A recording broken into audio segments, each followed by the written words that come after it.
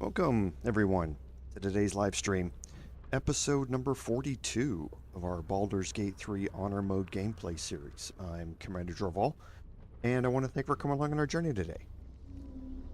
So, no admin notes on the game, just an admin note that you probably already realized. Again, I'm still waiting on the outcome of the copyright issues with music in the game, so I've got music turned off still. Hopefully that should be resolved here in the next week or two, and your countdown time here at the start will be a little bit more enjoyable when we got some music in the background, but we'll see how it goes. So, on our recap, at the end of last week's episode, we had started working our way down the Free the Artist questline, and that branched us off into the Mystic Carrion questline with Thrumbo, and we had sided with Thrumbo and his cohorts in this, and as such that's led us down a path to find Mystic Carrion's organs in jars that are located in a couple of different places here, or a few different places in the lower city. And that led us to the ancient Lair, which is where we're at right now. So let's go ahead and jump in here. And we'll kind of explain what's going to happen here in the ancient Lair. It's something you want to be a little prepared for. And if you know what's going to happen, then you can prepare for it really well.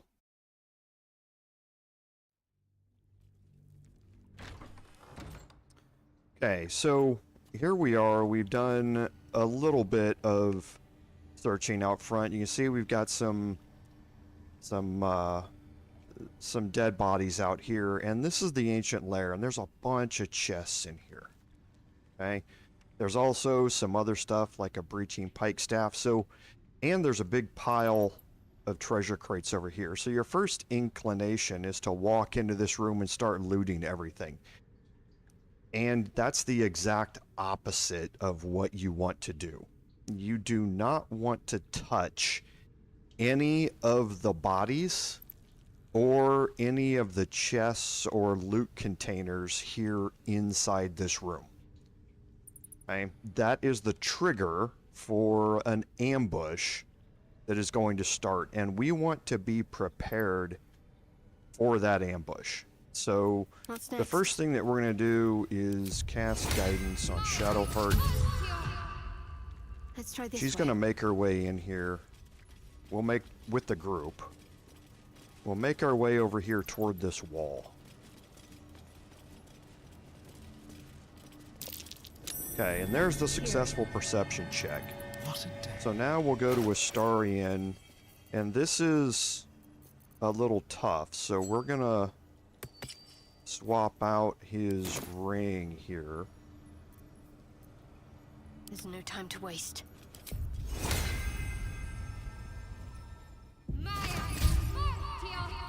Careful, And we're going to have him attempt to lockpick this door.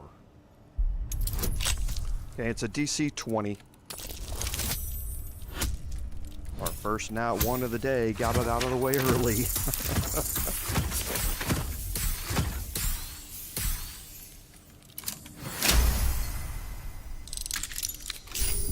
Okay, and now I'm gonna make sure I swap that ring back, because we're going to get into some combat here. I'm ready. And now we'll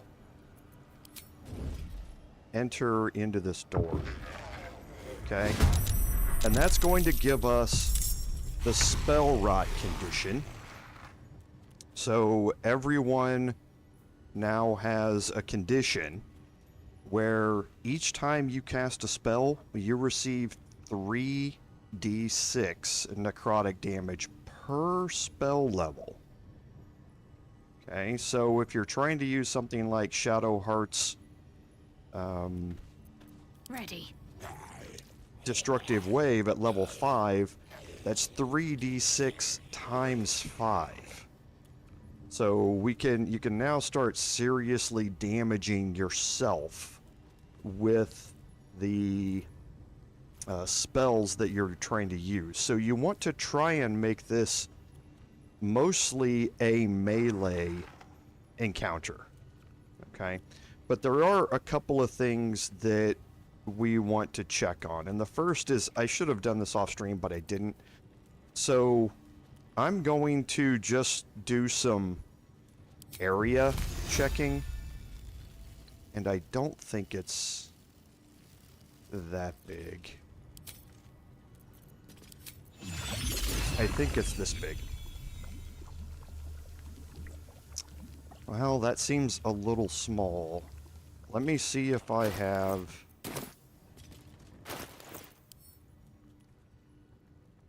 I do. Okay, so it is that size.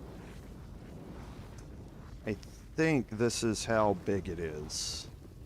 So I need to drop it about where... a little bit behind where my bard is standing. And what I'm talking about here is what we're going to be picking up here in a second. So I've rolled first in all of this. So I'm going to take Shadowheart in here, and I'm going to take the attack of opportunity. Okay. And I'm going to move in here, and I'm immediately going to grab this jar of Mystic Carrion's brain off the table. Better fetch that. And I am now going to transfer that to my bard's inventory. I should have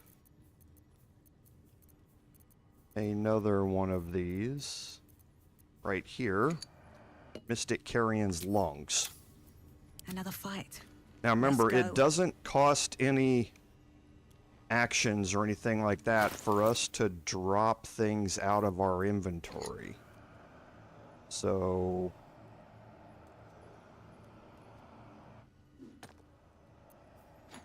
I'm gonna drop these two right here. Okay. And now I'm gonna work on getting everybody back into this room. Hungry for the slaughter. So I'll move Astarion first. Keep them guessing. And now that I moved out of the way of the Ancient Servant and soaked up his I'm reaction, ready.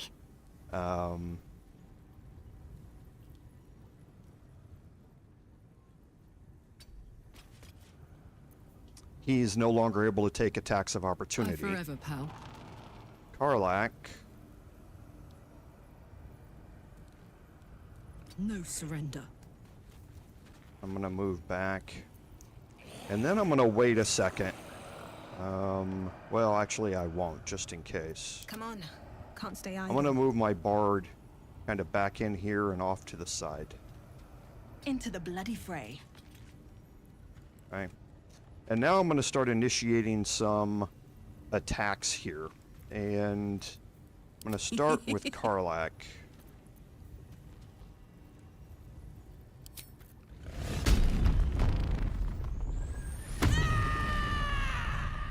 Okay, so I'm gonna frenzy to start. Going to enrage throw. Hup. Okay, I'm going to throw again. Great, thank you. And I'll throw again.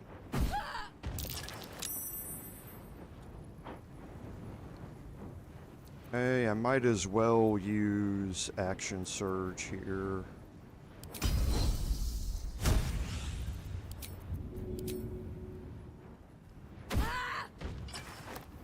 And hopefully this will get me the kill.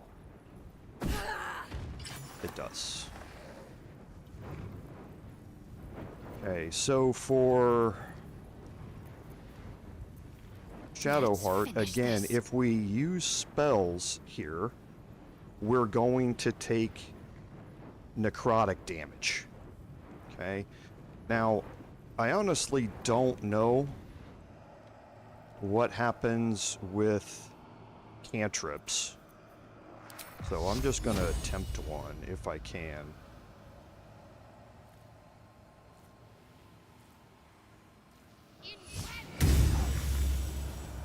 Okay, so cantrips are fine, it appears.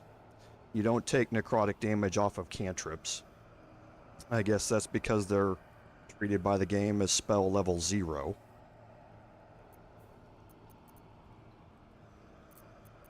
There's blood in the air. So, Astarion... Be quick. I'm going to hide. They won't know what bit them. I'm going to have him use sneak attack. Oh, so he's just...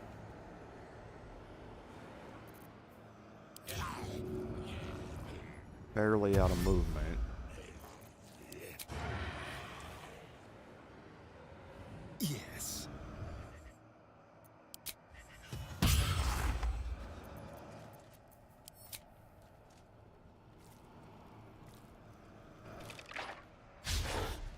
Bunch of ones here being rolled.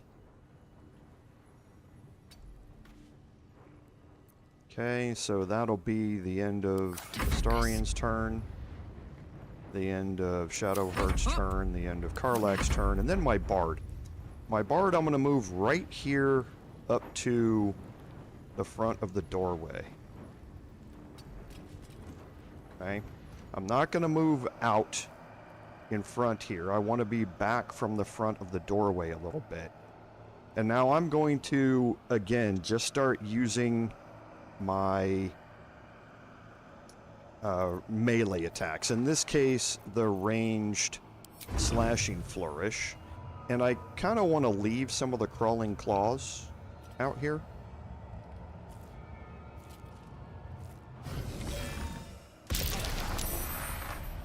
So, a critical hit and a critical miss.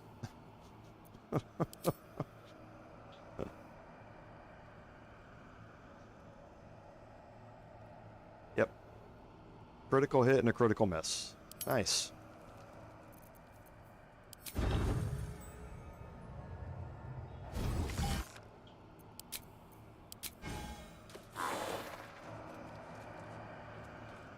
Okay.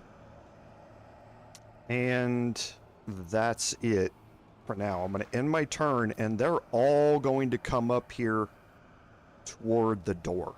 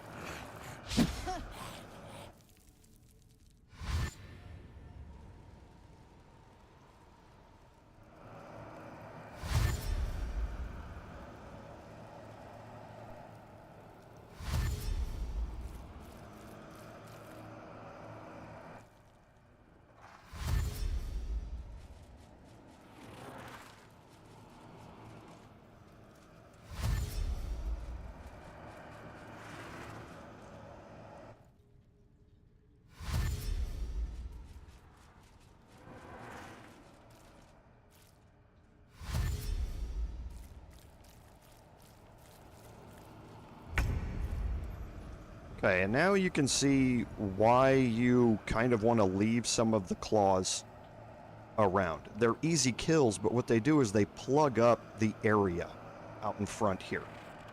You can't walk through each other to get up here, so now what I've got is one greater zombie and one crawling claw that can attack me. Nobody else can attack me. They're just sitting back there waiting their turn.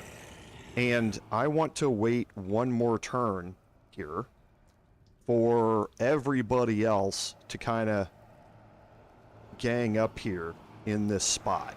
So from here I'm just going to make regular ranged attacks, and I'll just try and soften people up a little bit.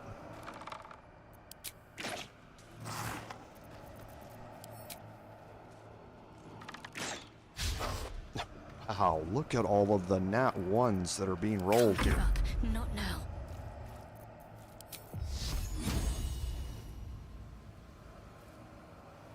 Strike hard, strike fast.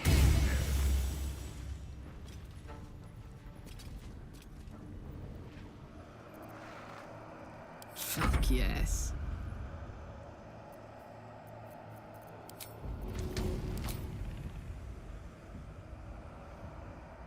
Okay, so Karlak is going to have problems like she normally does, trying to throw through a door.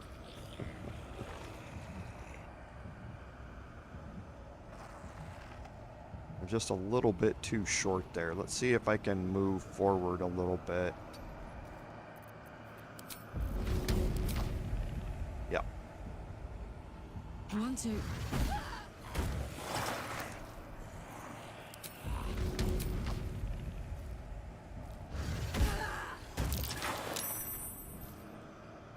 Okay, so I'm gonna leave him, and then I'm gonna move over here a little bit.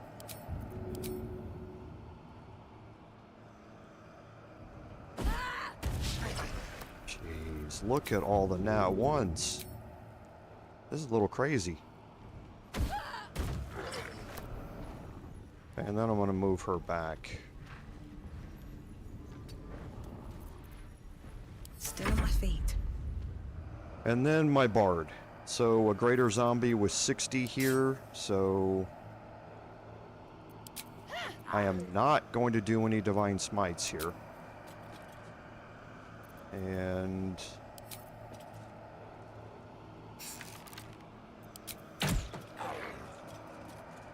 okay, so now I'm going to take a couple of attacks in return here.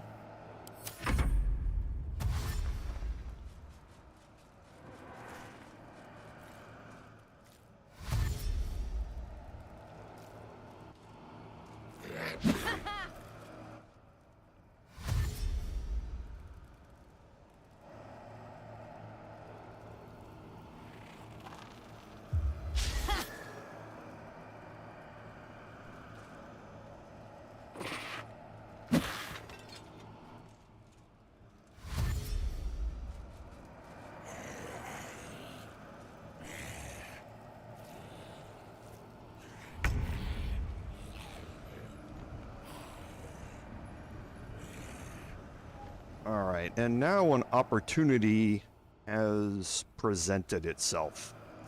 And that's because of these jars here. So what I'm going to do with my bard, just to be on the Behold safe the side, dance of death. is I'm going to provoke these 2 attacks of opportunity.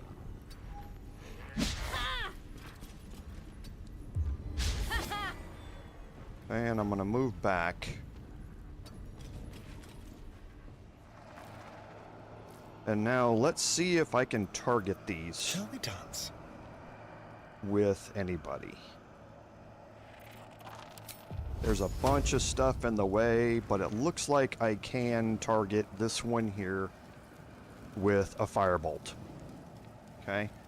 And again, this is why when you start this fight, you want to immediately pick up the one that's here, because if you're hiding in here and you don't know what these jars do, it can very easily get set off while you're in a confined space with it. So you definitely want to pick the one here up first, and then, like I say, distribute them out front here.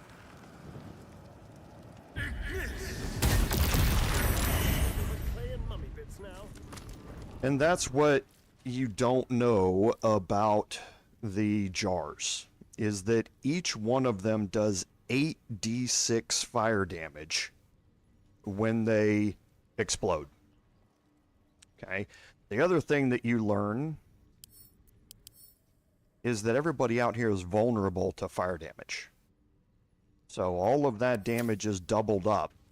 And if you're doing 8d6 fire damage, and you're doing it twice because of being vulnerable, then things can get really bad for any of the enemies who are outside here.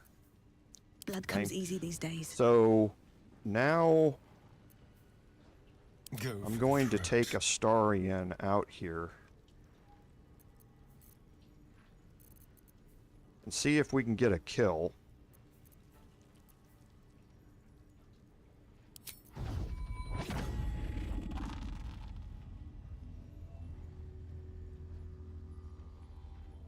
With pleasure. And then I'm going to move him back out of the way. Just so he's outside now and he's invisible. And I'm going to end his turn. Can't afford to let up. Shadowheart.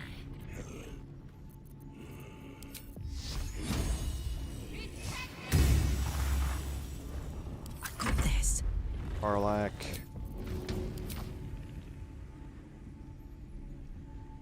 Okay, so we'll move her up a little bit. Nope.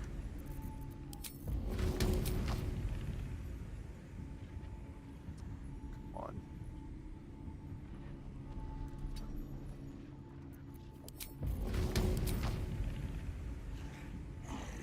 Easy as. Okay, and then we'll move her off to the side here. See if we can reach anybody over here. We can't. She's got plenty of movement, it looks like. Can't reach anybody off to the sides, but I can reach the claws back here.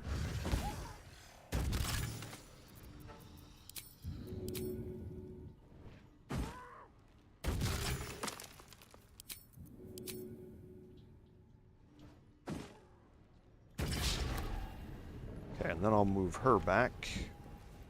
Heading out. Well, so much for peace. And then my bard is again going to move up to the door here.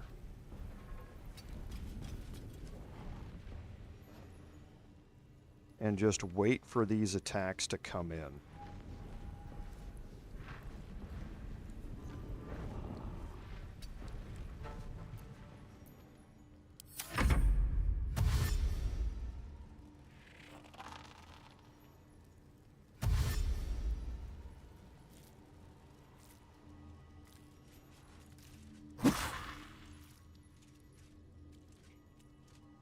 And he'll look around for me, for Astarion, but won't find him.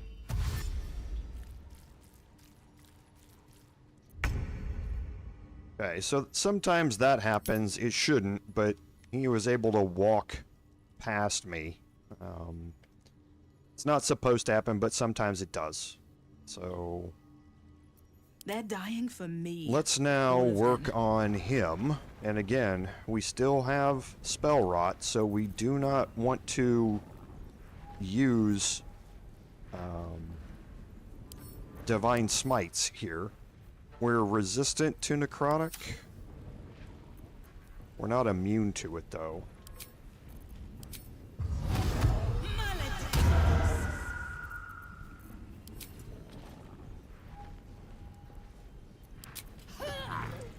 Okay, so do not react. And again, do not react. Let's turn someone inside out. And Astarion can go on cleanup duty out here.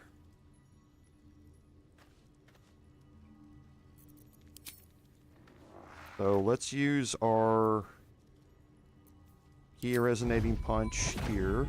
Break them. Okay, we'll use our key resonating punch bonus action here. We'll use our key resonating punch here.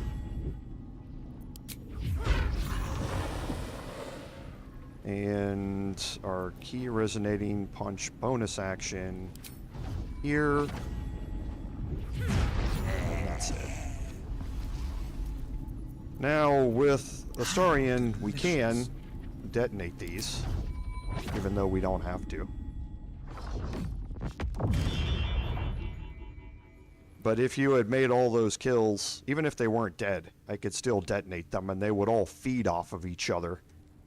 And do AoE force damage. But they were already dead, I didn't need it.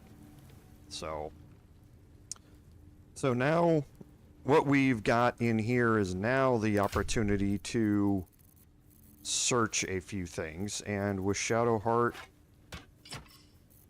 she's the one that's going to do the searching. So none of the zombies or anything like that have anything on them. Okay, so you don't have to search any of these ancient servants or I'll take anything this like way. that. But we'll go around and we'll start looking at all the chests. There's small amounts of gold in these, not a whole lot though. The whole thing is a little underwhelming as far as the treasure goes, but that's why it's meant to draw Mine as you well. in.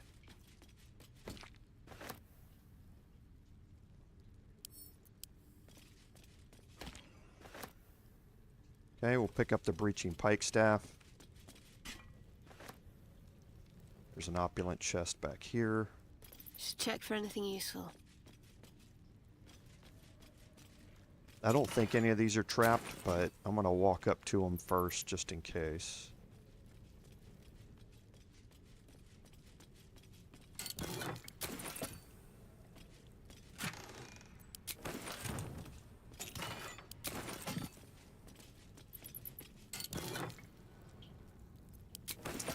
Hey, Rudy. Hey. Hey, Waffle. How are you? Yeah, glad to see you again, Rudy. And thanks, everybody, for being here. I appreciate it. So we can also Where's that search the taking dead look? human here. And this is the reason why I say you don't want to immediately run in here and start searching, is because the door closes behind you. So if you've come in here and decided to try and search this with one person, and you search it and activate that combat, you better hope you have somebody out here who can pick their way into it. Because the door is going to be closed behind you when this whole thing starts, and you don't want to have your party separated by that door while you're in here fighting. A rather creative Another chest show here. of butchery. And then the Necromantic treasure ritual, crates, and again, an okay amount of gold, but all in all, fairly disappointing. perhaps. No So time now to we'll dally. have Astarion take a look at the gilded chest. Easy. Again, a DC of 20.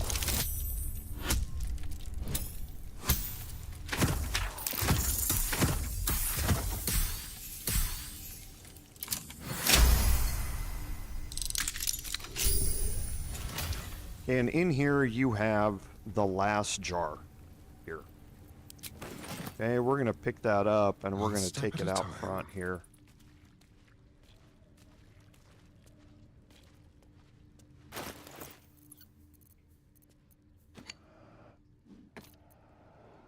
We'll drop it up here on the dais.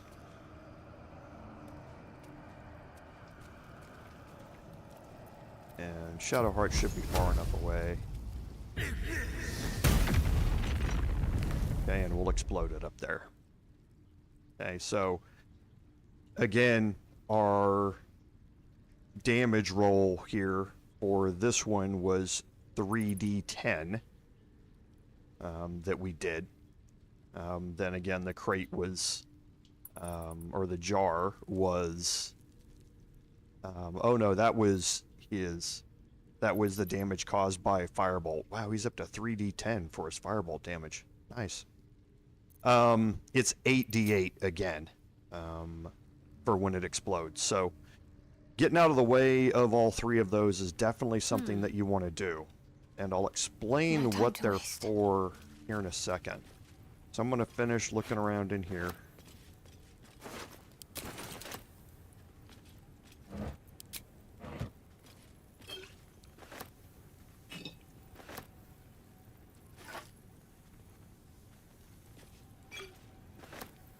Okay, and on the table is a tablet.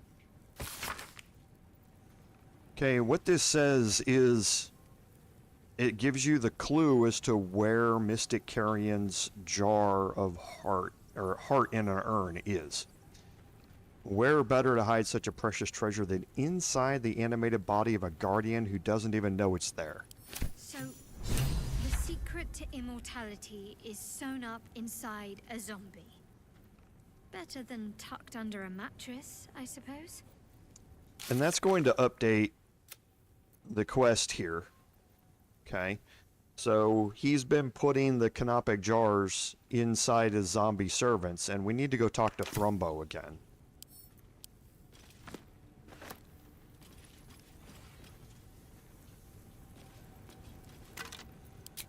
But first, we'll finish looking around in here.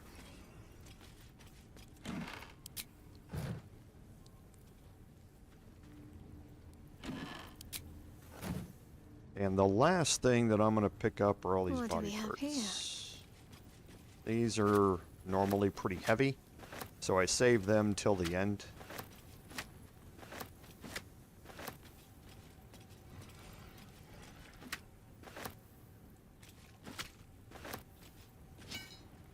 Okay. Nothing hurts anymore. And now let's look at something that we picked What up. am I to do? And that's the breaching pike staff. So the breaching pike staff, ignore the 1d4 necrotic that comes from Shadowheart.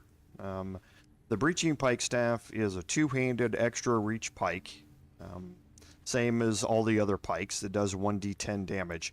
This one does an additional 1d4 force damage, and that's why they call it the breaching pike staff, because doors and things like that are normally vulnerable to force damage. So that's why they normally have like the sturdy or something like that perk where you have to do a certain amount of damage, and this helps you overcome that by doing damage from the pike staff and then double damage with the force damage that the pike staff can do. And that's again why they call it the breaching pike staff, to help you breach doors. We're not going to be using it though. Keep it together. Okay, and now we are Walk done in death. in here, and there's a ladder back here at the back.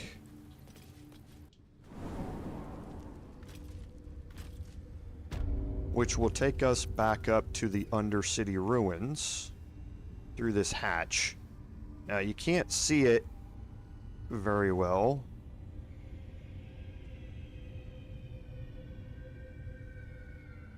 Here, it's kind of hidden in the darkness, but there's a lever. And now you know where we are, because there's Penitent Bereki here. Now with Penitent Bereki, I'm going to put everybody into hiding. There are a couple of things here, and one of them is this pouch. Okay.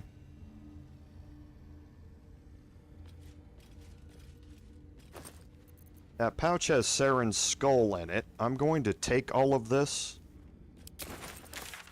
and immediately head to camp. He's going to recognize that you stole from him, regardless of whether or not you're in sneak mode or you're invisible or anything like that. And he will confront you about it. So you want to immediately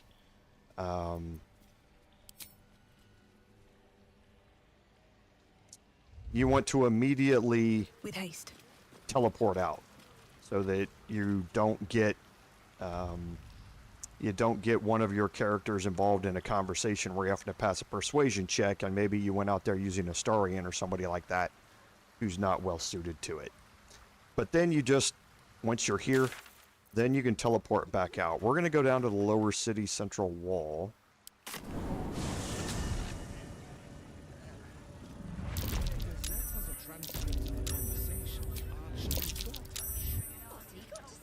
And that's because we are fully loaded up on I stuff. have to keep going.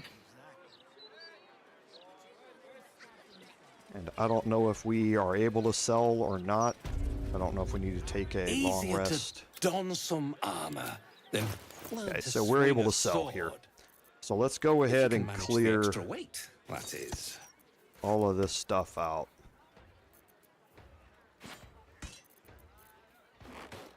That we have picked up.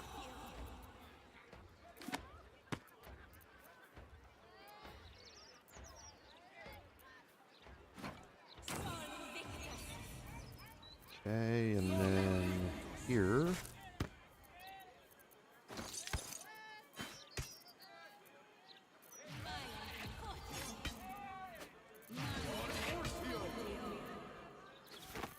And some pretty expensive armor.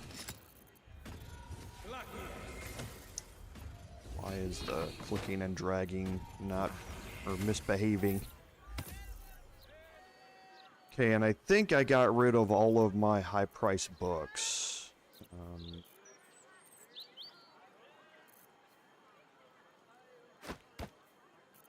So it should be all normal price stuff here. Just a bunch of trash.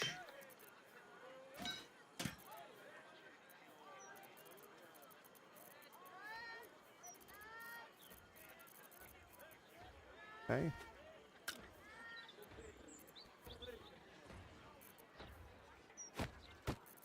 Only a couple of more inventories. I don't need 2 soap bars.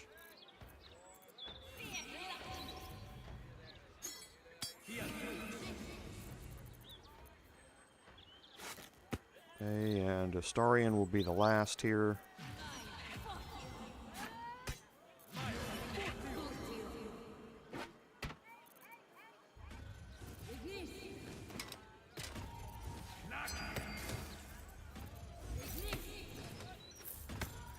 I think we should probably have enough on him to be able to sell all of this off.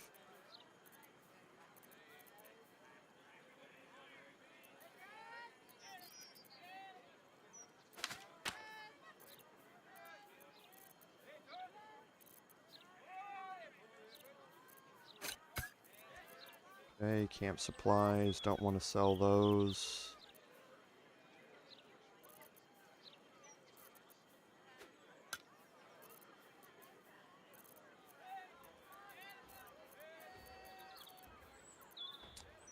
And all of this.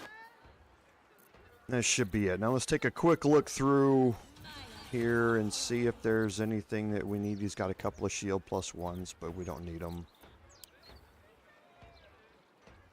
Okay, so nothing else here that we're going to use.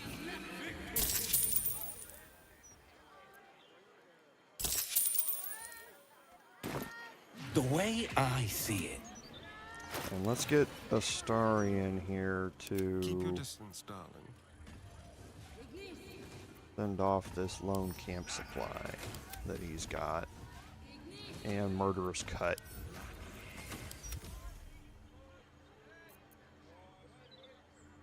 Okay. So last we can clear out any camp supplies that anybody has picked up.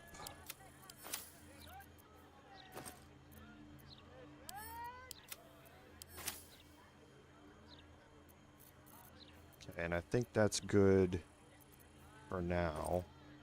Oh, yes. Once your companion gets kidnapped, you're going to get a backpack in your inventory that has all of their items in it. So I'm going to send that to camp as well. Shouldn't have wished to live in Okay, and again, we need to head down and talk to Thrumbo, and that's Thrumbo down there at Heapside Strand.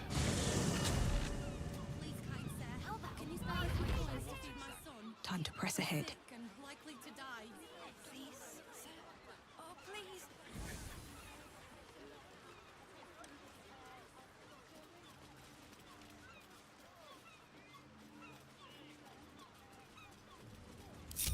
And I'll go in here and just have a chat with Thrumbo real quick. You came back. Please, tell me you found a way to destroy Mystic Carrion. And this is because we read that tablet down there. What? His rotten heart was inside of me this whole time. Get it out. I have to get it out. Okay, and he's going to puke it up. Okay. Now there is something else that we want to do here.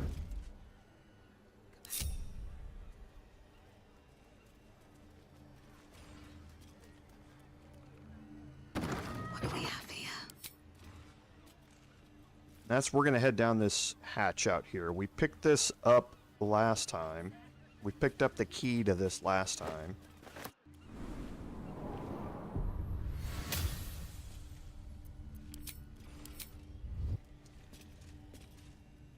Okay, and we'll start searching around. And I'm gonna put Shadowheart it takes. her gear back. What now?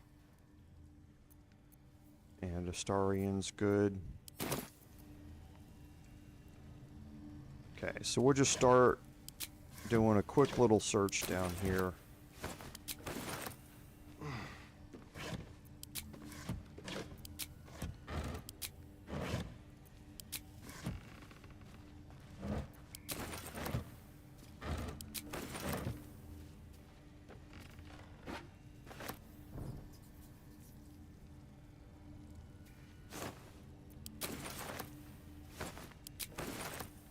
Let's hope for gold.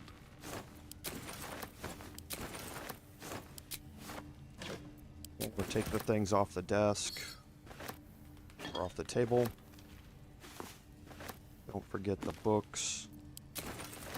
Then we've got a door here.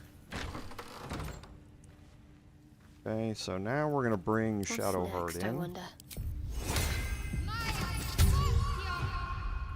I'll go this way. And she has advantage on perception checks Looks like a trap. because of her shield. My faith will guide me. Trust no one.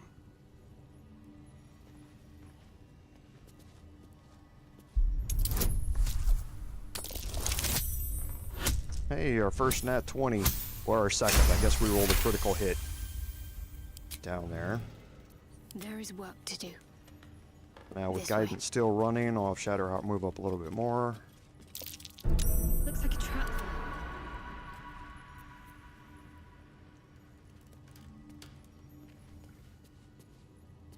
Again, the only way we can fail these is with double nat 1s.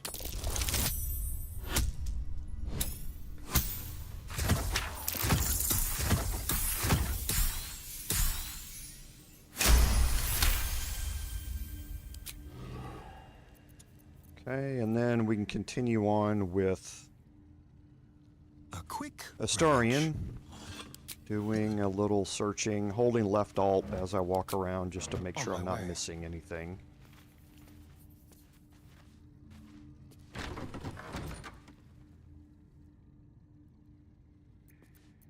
Wits and blades, always sharp.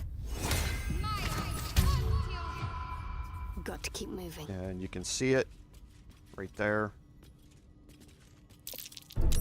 Trap. There it is.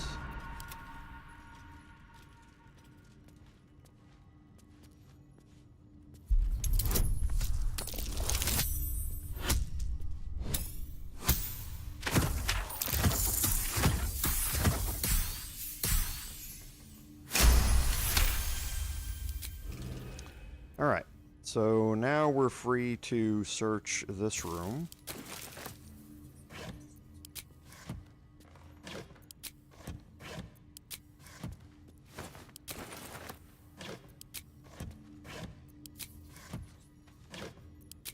Don't mind if I do. And you should recognize the markings. The winged serpent of Zentarum here. But there's just not a lot here.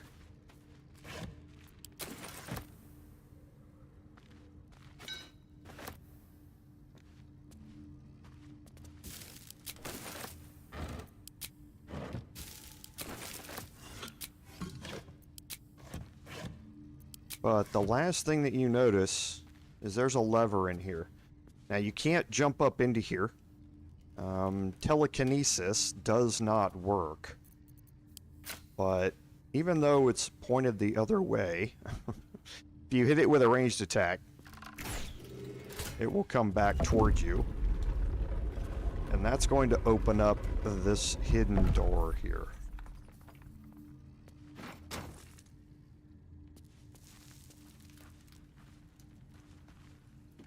I don't think there are any traps in here, but I'll take it slow. And there's just a bunch of stuff to read in here. You find out that this is a smuggler's hideout.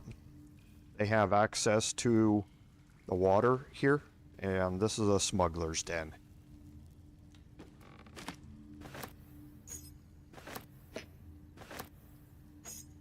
It's mine now. So I'm just going to pick up everything here on the table. That includes the gold. Don't think there's anything on the shelves.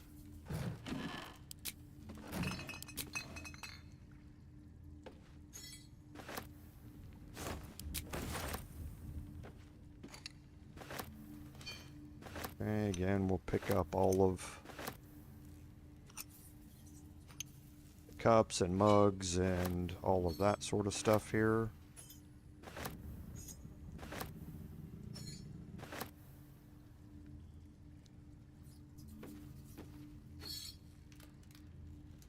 All of the weapons in the weapon rack, and you can see they've been here a while. The smugglers haven't been here in a while.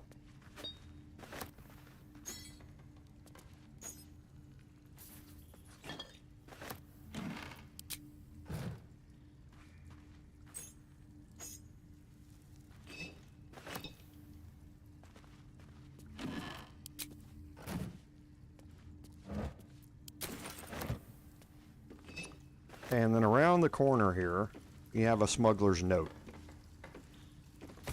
And again, this just lets you know what it is. So I can get your stuff out of town without anybody knowing about it. Meet me at that abandoned beach house you know about when the moon rises on the night. So again, smugglers using this place to move goods in and out of the city, and this gets you the counting house safe number 6 key. Again, we're collecting these. We'll be using them a little bit later on. There's also what is quite obviously a safe here, but you can't interact with it. I don't know if that's something that was left out. Let's move. While they were making it or what.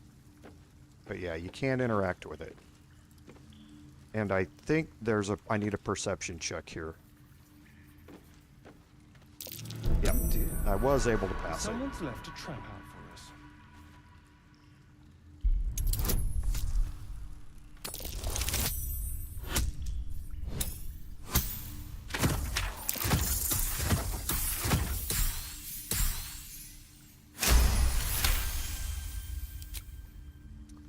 Okay, and now we'll just do the last bit of searching down here.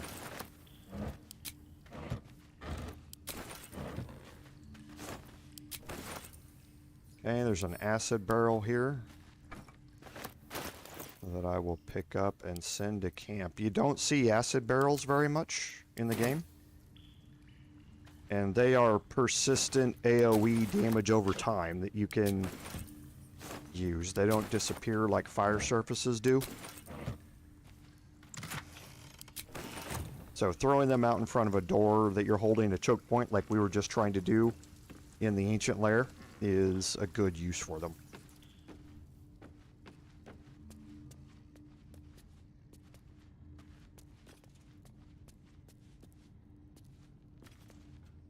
I can do better. I must.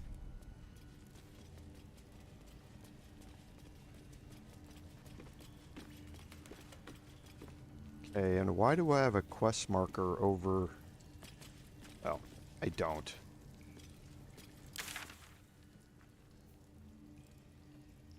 Oh, yeah, I do. That's because I've still got the jar on me. Don't waste I a might as well step. do it down here. It's safe to do it.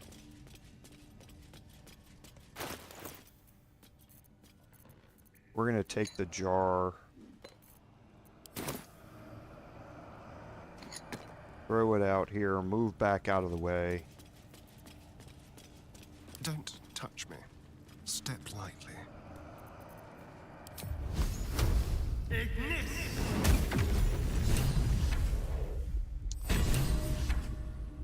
Okay, and that's going to update our quest book. So now if we kill him now, he will die for good. So now you're wondering, what did the other canopic jars do? And we'll actually go over that. I don't have,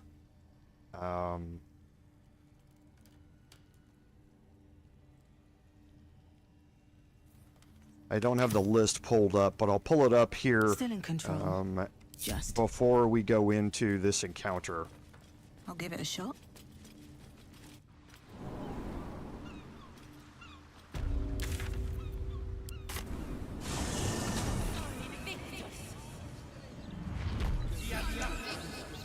Okay, so we're gonna head back and deal with Mystic Carrion. Now, as Thrumbo told us last time, now that we've decided to side with Thrumbo, Mystic Carrion is going to be hostile now.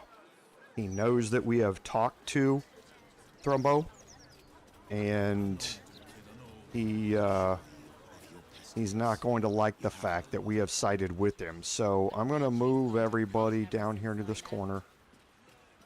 That's just because the pedestrians don't come down this far.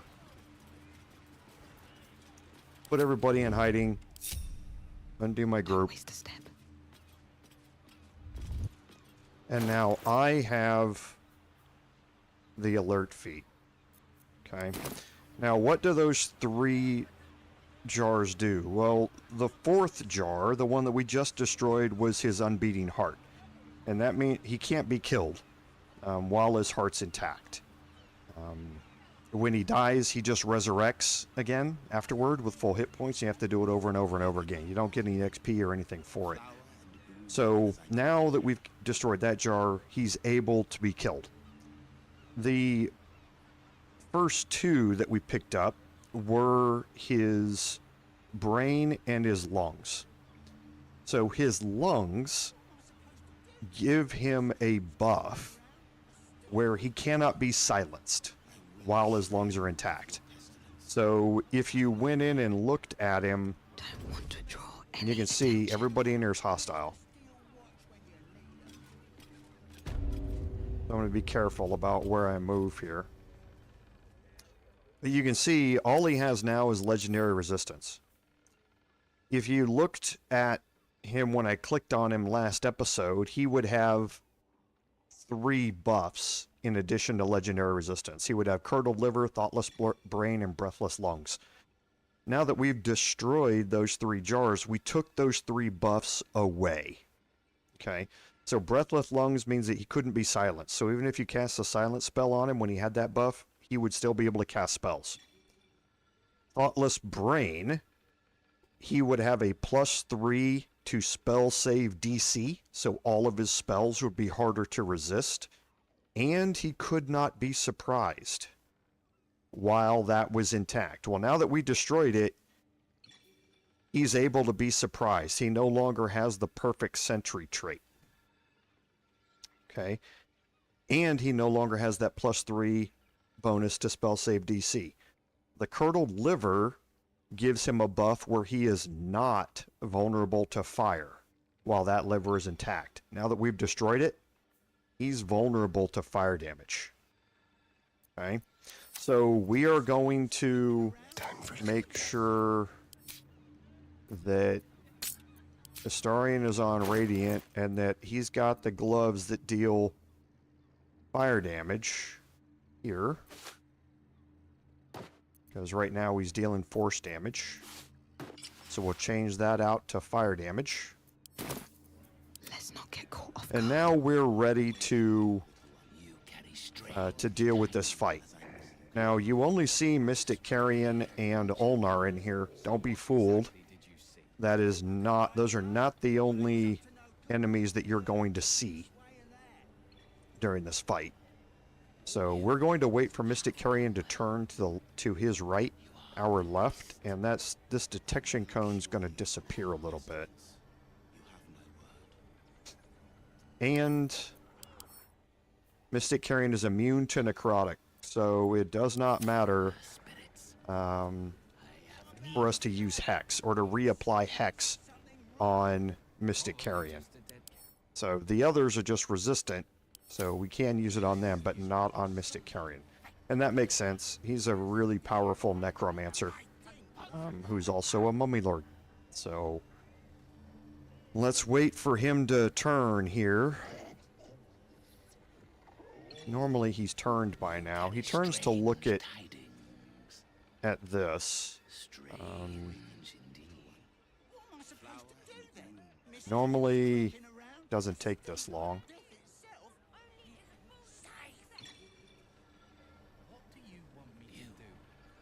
Okay, because I'm not going to be able to reach him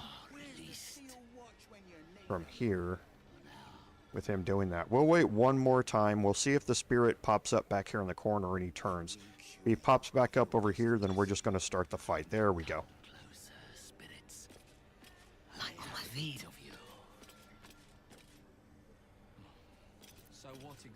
And I'm going to go into turn-based mode before he turns again. I want to focus my attacks on Mystic Carrion as much as I possibly can. Okay, so I am going to start this off with Divine Favor. And this should bring me into combat and get me a surprise. Well, actually, Divine Favor might not. Let's actually just reapply Hex to Ulnar instead. And this should get me a surprise round.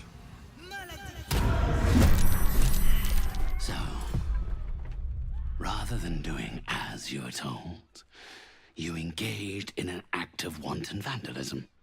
I expected better. I thought I made clear the terms of our arrangement. You think my immortality so easily destroyed? What you have done can be undone, though you will not live to see it! Perhaps a few centuries of servitude will enlighten you to the benefits of honoring your agreements! Okay, so this did get us a surprise round. So the enemy is completely surprised. There are detection cones out here that are hiding most of this room.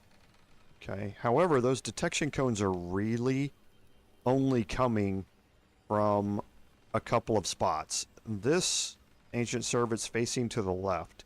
This one's facing into the wall. Ulnar's facing away. One of the detection cones is here. Another one is here. And the last one is from Mystic Carrion. Okay, so we're going to try and focus on Mystic Carrion to remove the biggest detection cone here. On my way.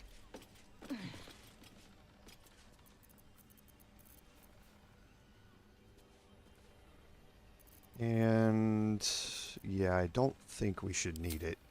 So I'll just get a regular hand attack here. Now, he does have a legendary action. Let's look at that. So he's got Torrential Undeath. So once per turn upon being hit, Mystic Carrion can use Torrential Undeath. Torrential Undeath grants Guardian Wraiths while haunting other creatures with Wrathful Spites. So again, going through here, he is going to be...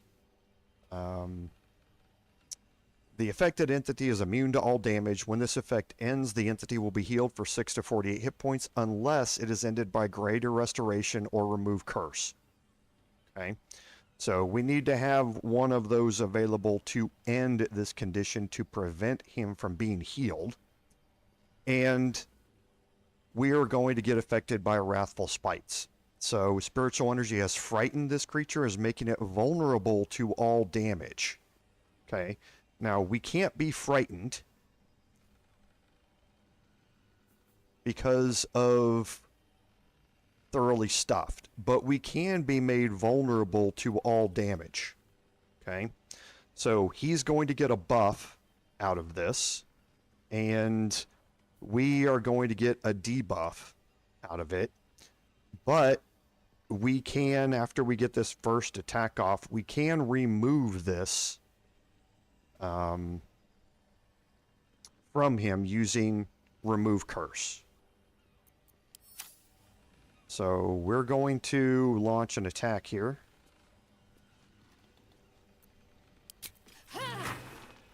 Okay, I'm going to Divine Smite. There's his response. So we are now vulnerable to all damage. We're not frightened. See, we can still move.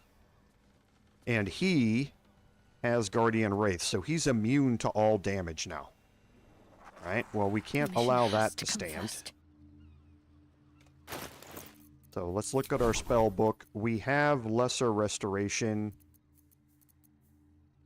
Greater Restoration's a level 5 spell. Remove Curses level 3.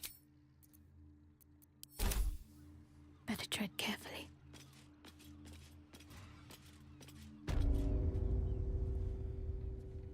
And there's one more Ancient Servant here. Now, we're not going to be able to reach him with Remove Curse. Okay? So, what I'm going to do...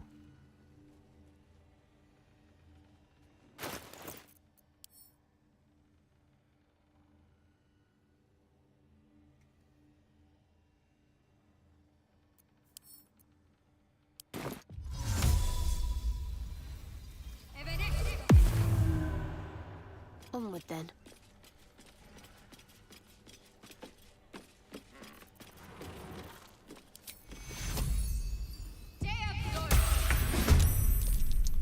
Okay, and now Shadowheart's involved, but Mystic Carrion is now able to be damaged again, so we will continue our attacks here.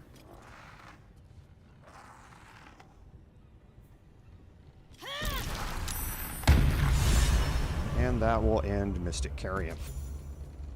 Okay, now I'm still going to be vulnerable to all damage for one more turn, but they're surprised.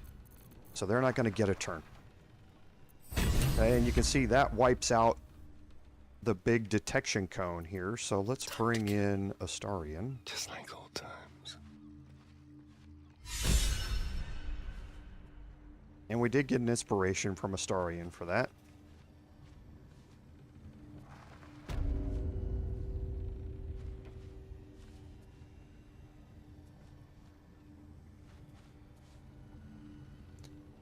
And we're going to start spreading some damage around here, I think. Oh, he doesn't have any key points. I didn't take my short rest like I should have. So I can't detonate these even if I wanted. Let's move back out and restore my key points using my amulet.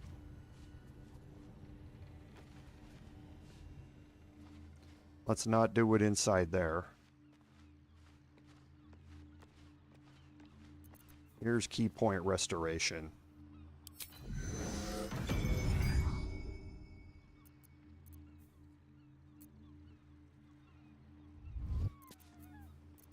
Okay.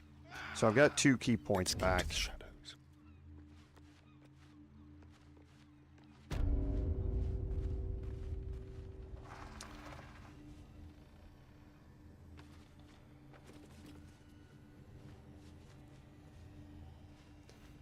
Okay, so we'll use our... And applying resonation does not take a key point.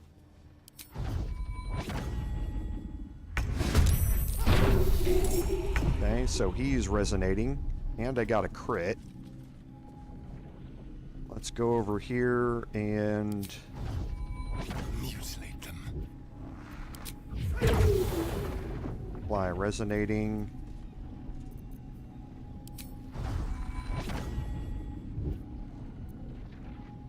Might as well. I'm going to take a long rest after this.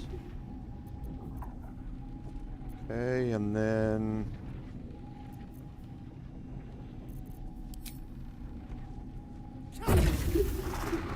And then with 1 key point, we will detonate here. Okay. No choice but to keep going. Can't give up. So for Shadowheart, I believe there's a spot On the move. here.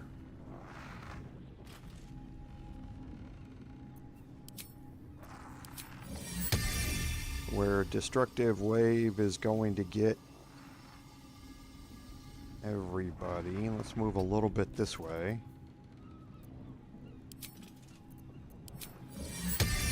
Okay, so that gets everybody in the room. Yep. We'll upcast this to 6.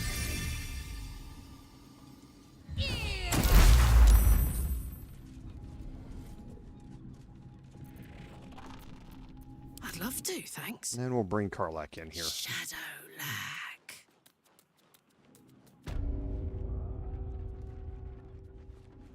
Karlach's going to focus on the ancient servant out here.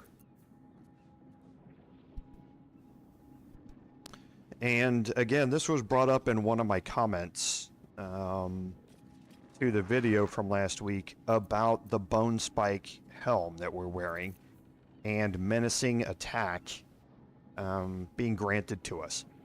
The description here is exactly the same as menacing attack for the Battlemaster fighter, where it says on miss does not spend superiority die.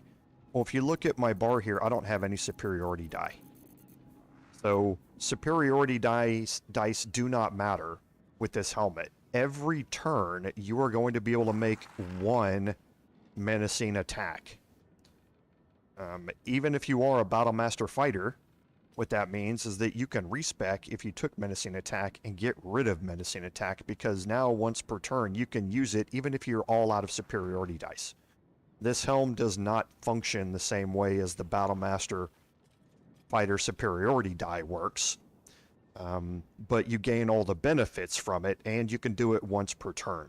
So keep that in mind when you're using this.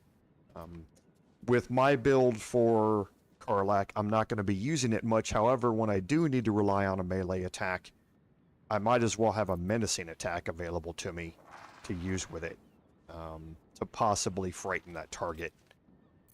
So let's go ahead and throw here. Ought to do it.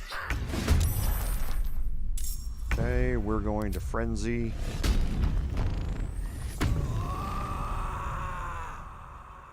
So we can get our bonus action and rage throw. Good idea, Karlach. And then our last action throw.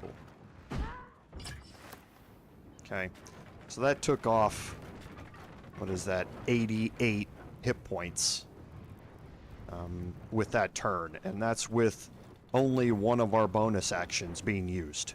So Karlach is able to deal 100 plus hit points per turn with this throwing build that we have set up here.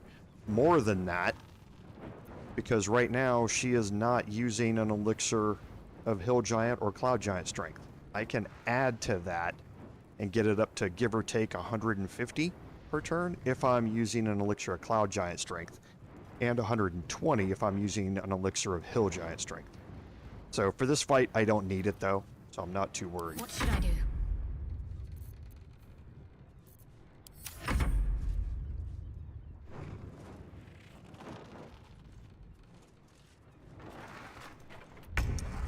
Okay, so now they all just stood up. Need to act fast.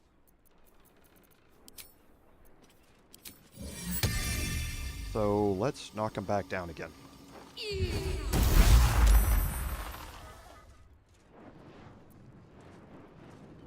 Where do I go from here? Okay, so let's take some stock of where we are here. So 50 and 50, so these are two.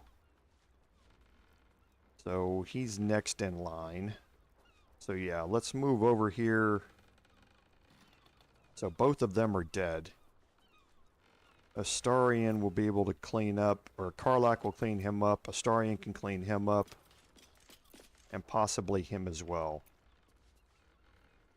So these two are going to be my problems. So they are immune to necrotic. They are vulnerable to fire. So I can use a Searing Smite here.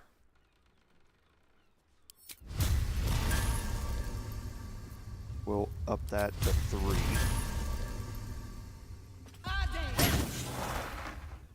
And we'll add in a level 1 to get rid of him.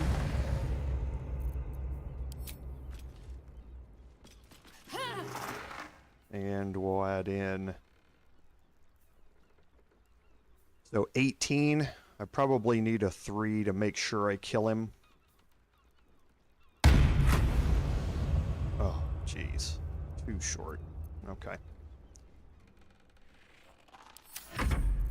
So, Astarion here. Let's go down here and deal with this one. Let's play.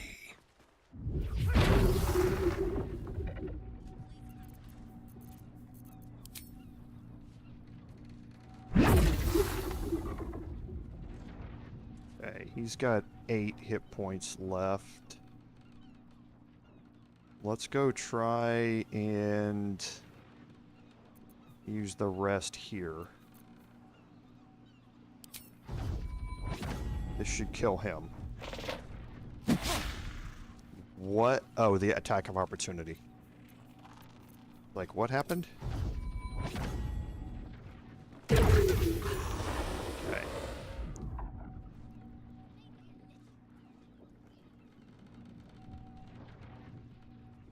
Hey, Vider, welcome to the stream.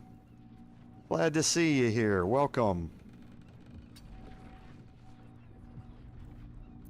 And we will... Oh, we don't have any key points left to detonate it, so we'll take him out this way.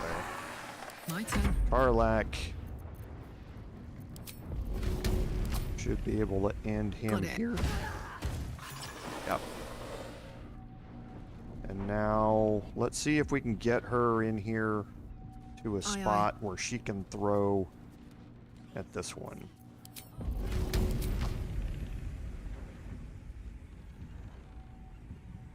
I don't know if this is going to work or not. It did. Mr. Carrion Perfect. is truly vanished. He will not trouble this plane again.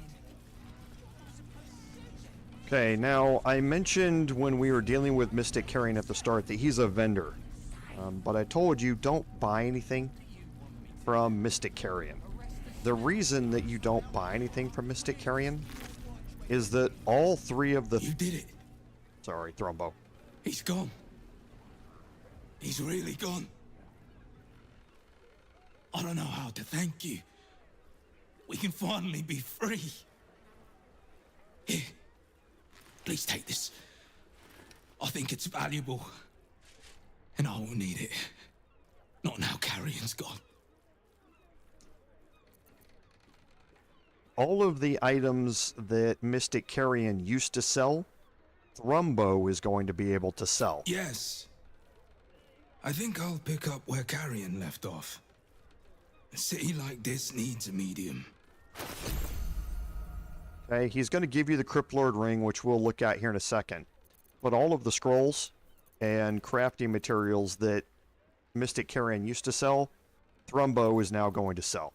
So if you're looking for some of the high dollar ones like Cloud Kill and Circle of Death, make sure that you raise his attitude up before you do it. But the other 3 things that Mystic Carrion sells are right here on his body, and you can loot them.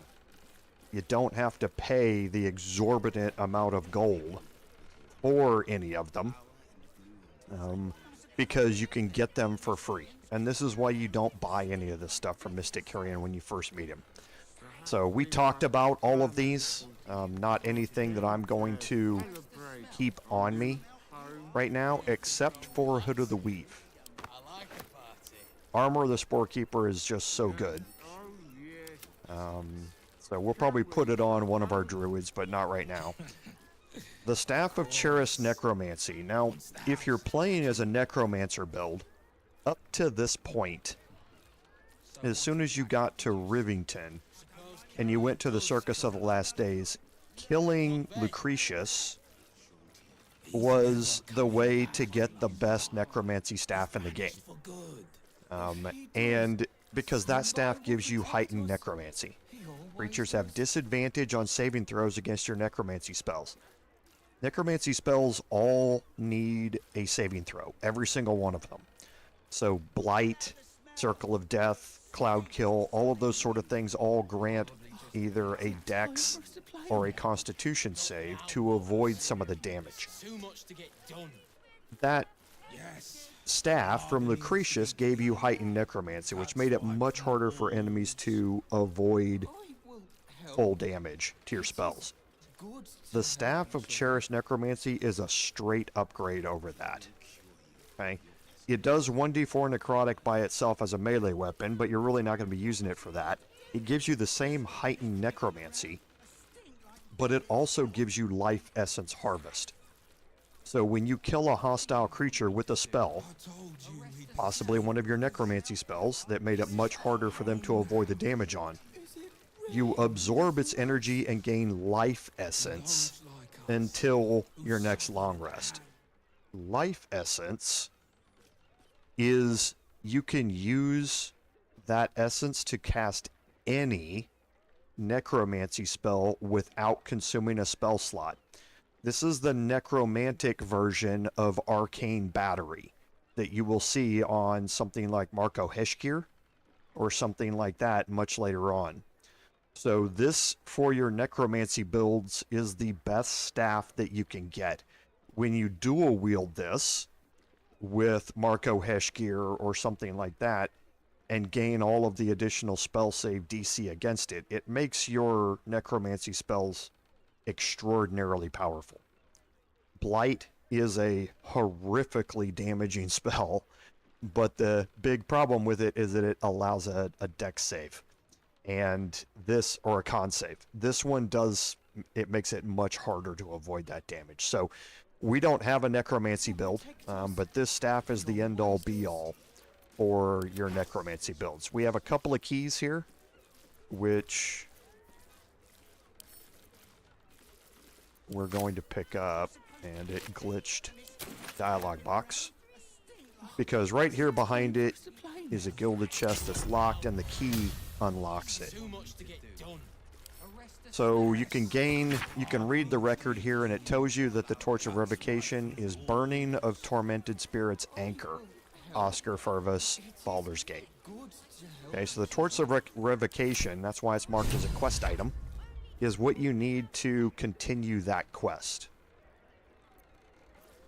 So let's send these to Astarion. We'll take all of this. The ancient servants and everything like that, nobody here, or nothing here in this room, or on any of these bodies is going to have anything. And you can go around and pick up some remaining things. Just be careful where you're clicking.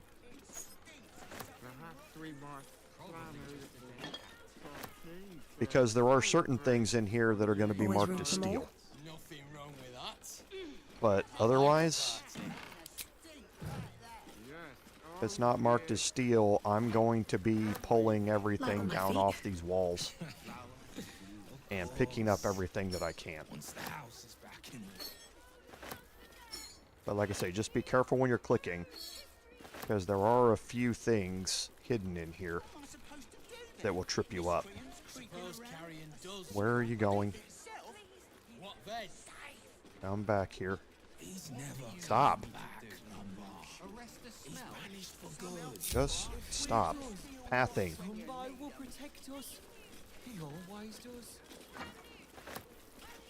Yeah, it wants to go upstairs to pick up that painting. You're killing me, Smalls.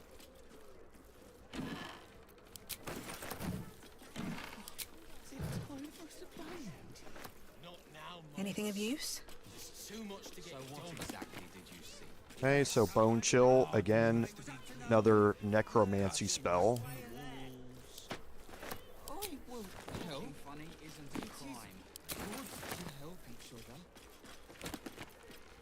Cloud Kill, there's your con save. Again, a necromancy spell.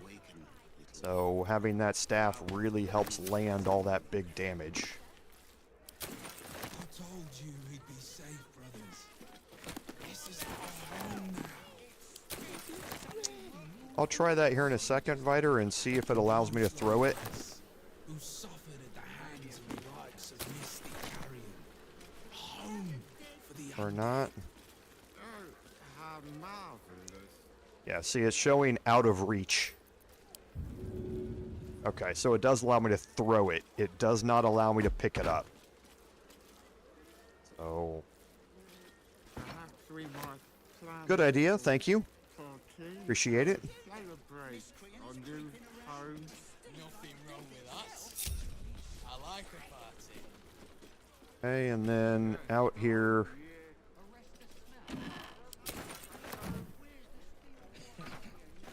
Of course. we can again do a little more searching here.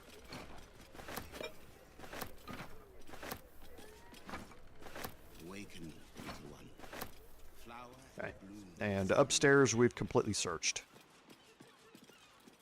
Okay, so let's head back to Baldur's Gate.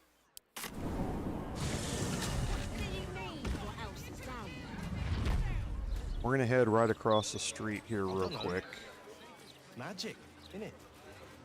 I'm just saying, maybe there's a reason for that weird feeling of yours. Talk to Figaro because we can sell. Welcome back, friend. The fine facilities of... Very good, ma'am. And we will get rid of all this stuff that we just picked up.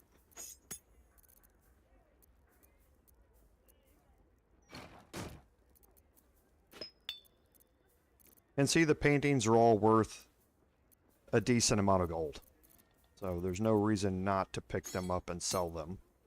We're going to be doing some more of that when we get to our next location. Do I already have a shovel up here? I do. So Astarion does not need this shovel.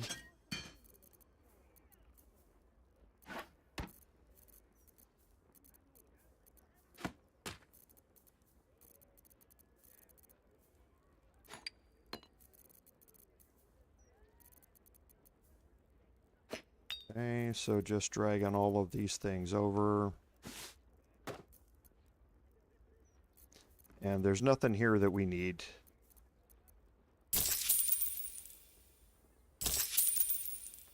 Now remember, fashion's a fickle mistress, so be sure to return. And now we'll head back over to Lady Jannath's estate. Because we did get an update for the Free the Artist quest. We got our hands on the Torch of Revocation. We should use it to destroy the cursed portrait.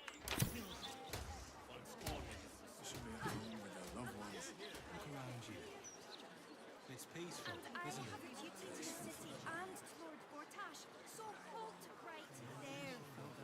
And we're going to take a short rest.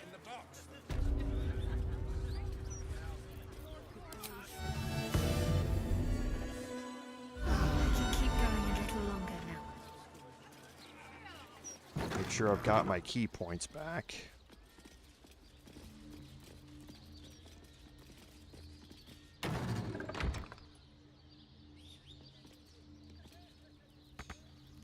Okay, and I think I've tried all these. Yeah, I've looted all of these, all the paintings in here that I could loot. And for now for this, we need to go up to the atelier.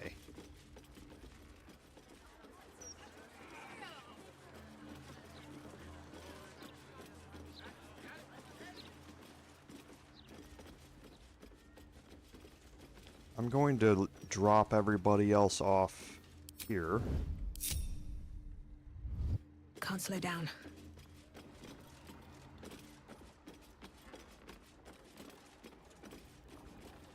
They don't need to follow me all the way up here.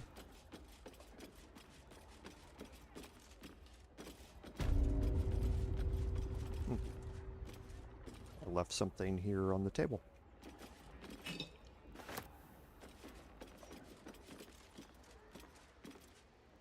Okay, and here's the cursed portrait. Now all you have to do is interact with it.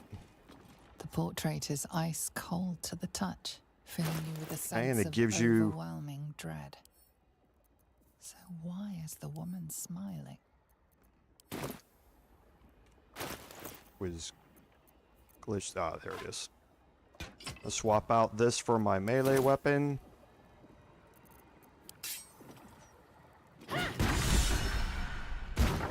Oscar! Where is he? Where is he? Okay, and that's going to free the spirit from this. And from here on, there are a couple of different ways to play this out.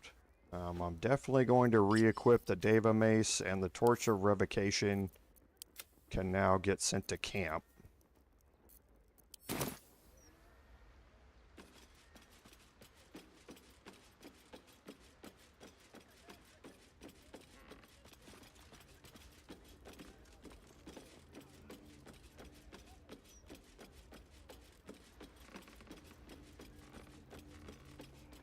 Okay, now I need to be, because we're going to have a couple of checks here.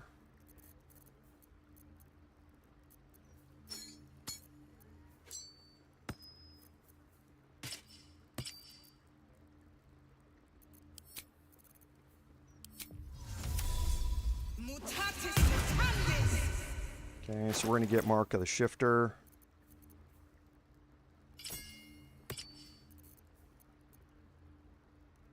And we do have the Ring of Geniality still.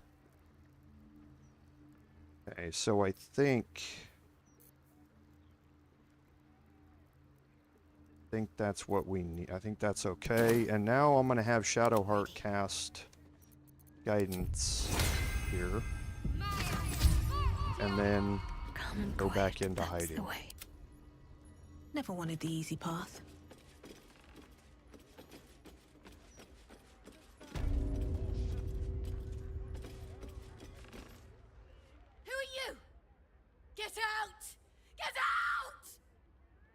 Please, Carrie, my darling, listen to me. You brought me here. You did this.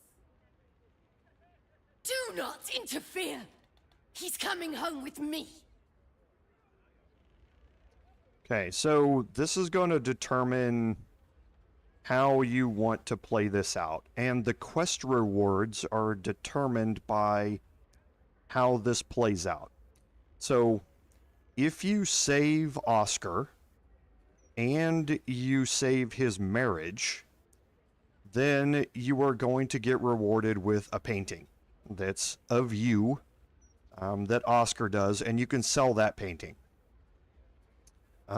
If you save Oscar, but you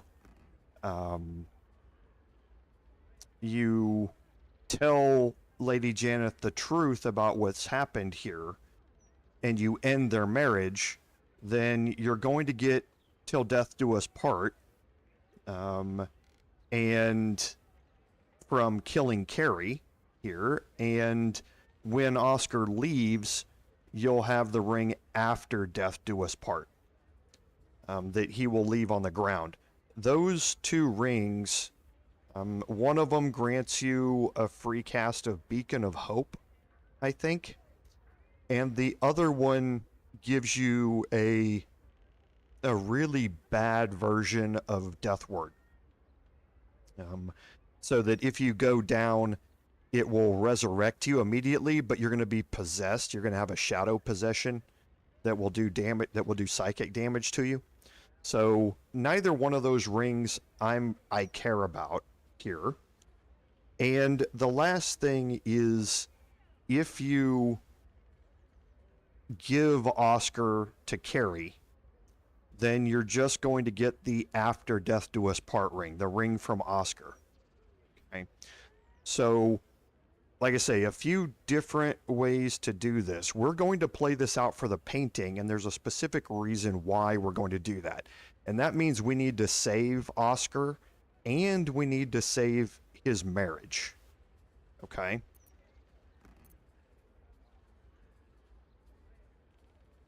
Another one who wants to control me. He called me here. Trapped me. Pathetic little childish boy. I only wished to explain myself, to make you see how... No! Enough of your whining. Enough! Selfish, arrogant bastard of an artist. I wanted to be left in peace.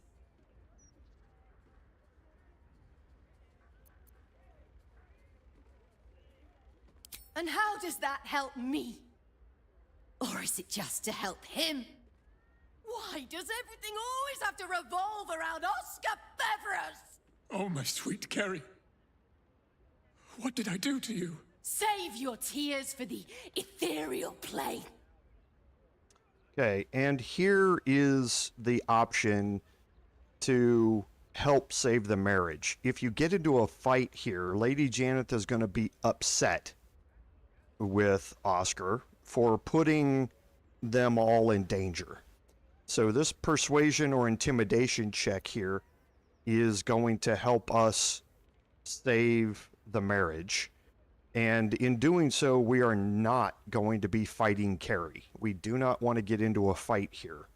So for us, the persuasion is the better option. You can see all of our stacking bonuses here. So we can only fail it with a nat 1 at this point. And since I'm going to be taking a long rest, I may as well use a spell slot and make it double nat 1s.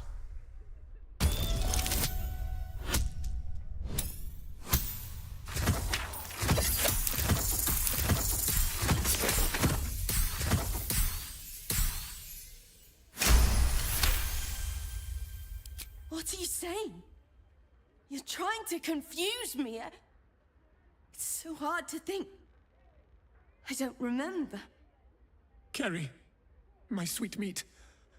I just need to know that what you did, that it wasn't my fault.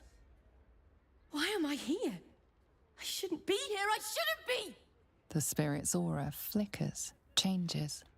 She is confused, lost, dragged here unwillingly by a man who refused to let her leave. Okay, and now we have a few other options as well. Okay.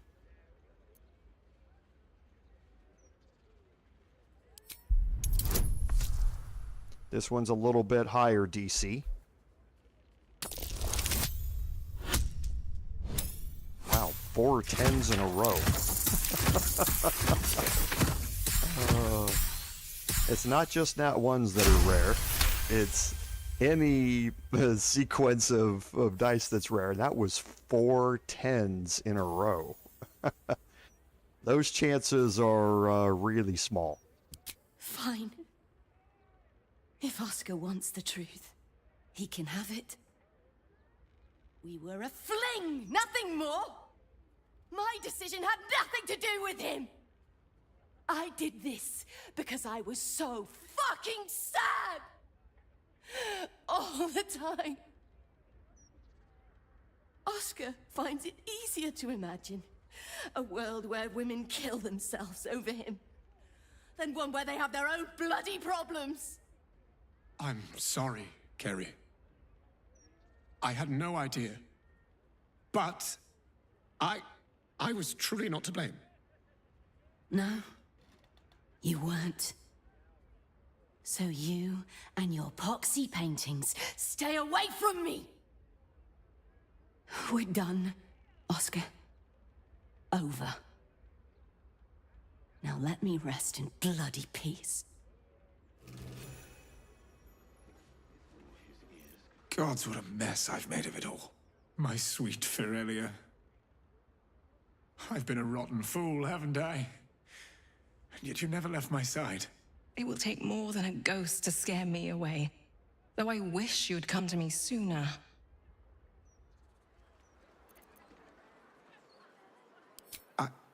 I'd like to stay. I confess I never felt ours was a marriage of substance. I rather thought you just liked me for my art. Throughout my ordeal, I saw how tenderly you cared for me. Even at my worst, you never left my side. Truly, you were the one who saved me. I'm so sorry, my darling. Please, before you go, I must pay you back. Come upstairs to my atelier. I promise you'll leave with something priceless. Immortality. Okay, and we can talk to Lady Jannath. So, first you save my husband, then you save our marriage. I can't tell you how grateful I am. Yes, rather more exciting than a fundraising banquet, wasn't it? Needless to say, Oscar won't be having anything more to do with the supernatural. One possession is quite enough for any marriage. You must take up his offer. Go to his atelier, sit for him. Then perhaps you will understand what I see in him, flawed as he is. Okay, so we're going to go up and sit for him.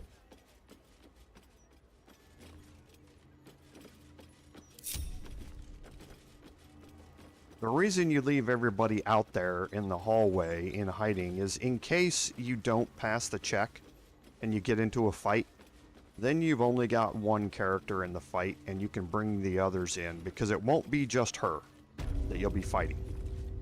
Let's talk to Oscar. Here she is, the hero of the hour. Brushes are oiled, the canvas prepped, and you... well, you're comfortable. That's the main thing. So, shall we begin? Wonderful. Stand yourself just there. And voila! All it needs now is a name. Something to capture the spirit in which it was created. You can pick any name you want. It doesn't really matter. A tad alliterative for my tastes, but who am I to judge? Please, take it in for a moment. It's not every day one's face is preserved for posterity.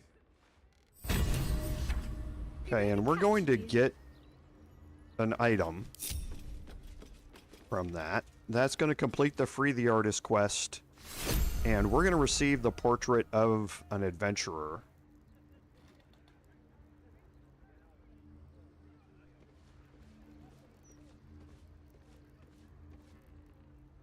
I was anxious to see if I could do something. The portrait here has always been bugged. When you examine it, you can only see it end on. There's no other way. There's no way to view the front of it. I was going to see if I could set it in one of the easels, but I don't think I'm able to. All these easels are marked as steel. And none of them have the interact icon like this one did to put his painting there. So that painting sells for 1,500 gold. So let's go to Shadowheart. We'll see what I can learn. Here she is, the hero of the hour. Brushes are oiled, the canvas prepped, and you... well, you're comfortable. That's the main thing. So, you wonderful. can do it again. And voila! With everyone in your for party. such a please. Hey, good looking. Need a word. It's not just your main character. Here she brushes. Well, you're wonderful. And voila! Certainly, please. Really? Here brushes. Well, you're wonderful. And voila! Perhaps, please. Okay, and now everybody has a portrait in their inventory that sells for 1,500 gold. Is that Okay, blood? so that's the reason never that mind. you do it. Out of all the rewards that you're going to get here, that is the best reward that you can get. And we will not head out. There's one more thing we need to do here. Like I say, the 2 rings, in my opinion, are just not worth it at all.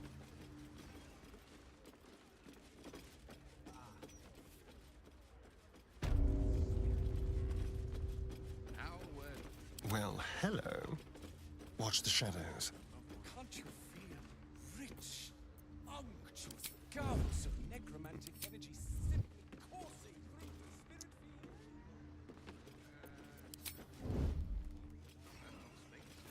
field? That's because there's nothing here to feel. This is a colossal waste of time. Okay. Did I pickpocket her last time? I must have pickpocketed her last time. Okay. Yeah, I must have pickpocketed the key off of her last time. So let's head to the lower city central. Well, no, let's head back up to the Baldur's Gate, because I think we probably have more gold over here. I need to end my shapeshift. Lord Gortash is the second coming of Baldur. And I can't move for a little bit. Don't know why that bug is there, but it is. Go talk to Figaro again. Welcome back, friend.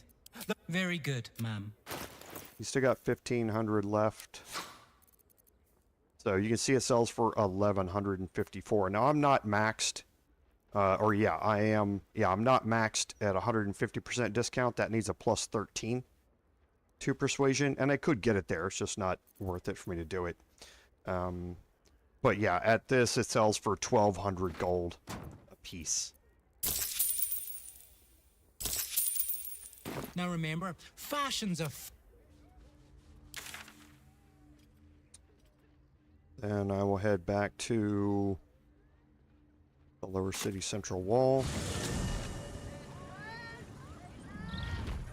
See how much gold we have still down here at Fitz. I should speak up. I don't know how much we have.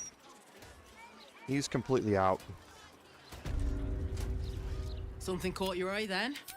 Careful. Got a Most bunch. of my wares can take an eye right out.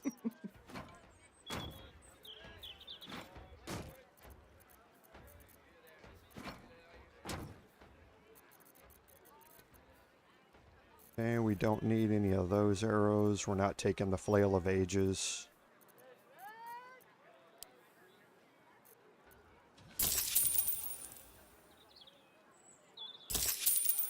Okay, perfect. All of my wares are tried and true. Hells, some of them are probably already killed before. Okay, so now what are we going to do? Well, first we're going to drop a save here.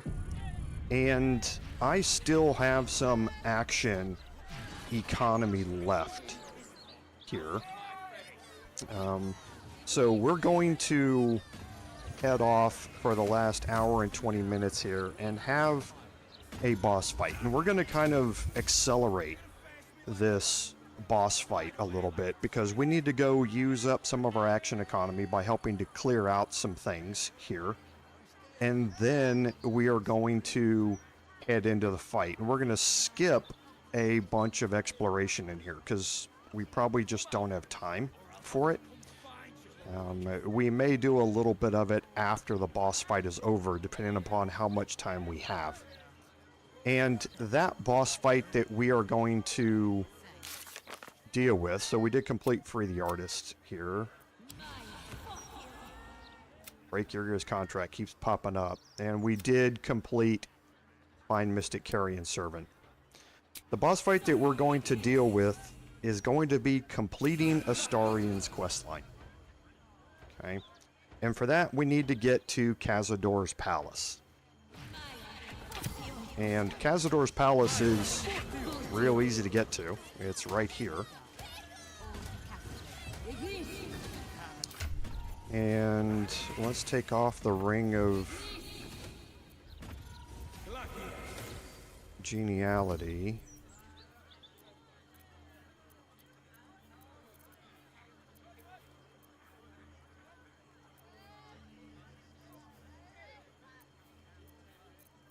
Oh, and we picked up the Crypt Lord ring from Thrumbo. That allows you to cast Create Undead once per long rest. Okay, so you can raise a corpse from a medium or small corpse that gives you a mummy to fight by your side. Not all that great, but it is what it is. So I believe I had...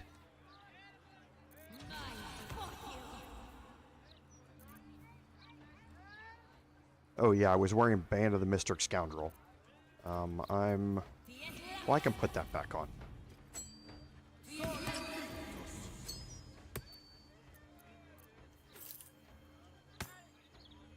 And Astarion is now going to go back to the Flawed Helldust gloves. For now. None of these fights I'm going to get into are particularly hard. I just want to clear some of out so I can take a long rest right before the boss fight. So to get up here, need to head up the watchtower.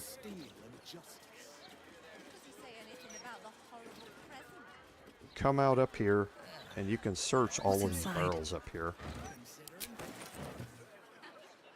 We're not going to do a whole lot of searching other than this.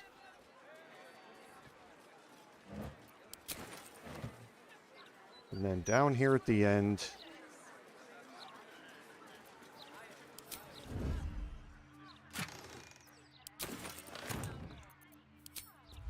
Should mind my step. you have a chest you can steal from. And this one isn't going to attract any attention. So just immediately make your way back up. All of these things here are marked steel. Then you get to the Szarr Palace South Tower. And this is your way, the easiest way up into the Szarr Palace. Okay, so in here are a few things that we can look traps, at. Please.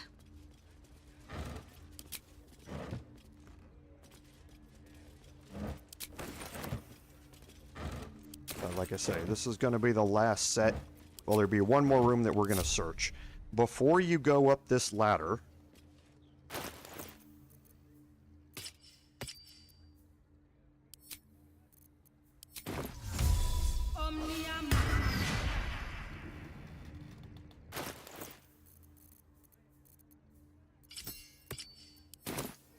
Can't afford to stay idle. going to cast Shapeshift and Guidance. I have such a headache. Put everybody into hiding. They And should now I'm all gonna head be up the running. ladder.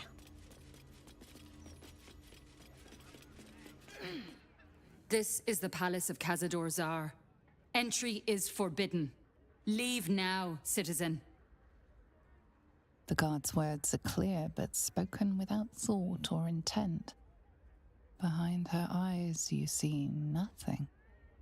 She must be one of the charmed thralls Astarion mentioned. Okay, so I have a couple options here. So I'm going to go with Deception. So again, only double nat once.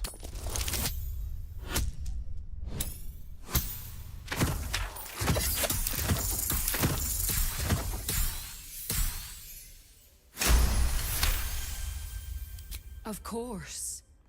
Whatever the master desires. Enter freely, and of your own will. Okay, now I'm going to move out of the way and I'm going to group everybody back up. Better be cautious. Bring everybody up here, and you can see that they're all charmed right now. I wonder what the next move is. So, going to go to my spell book.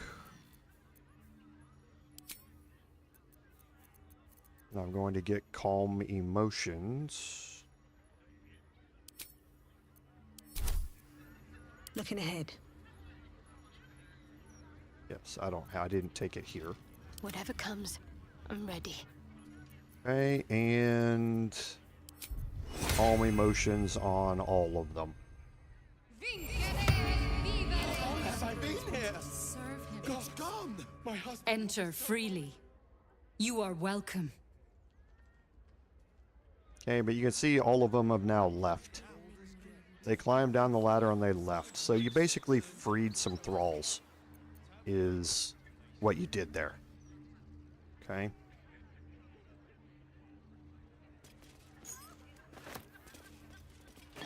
Might be useful. So these last two rooms are the last ones that I'm going to be picking up. Someone there? The rest of it I will do off stream.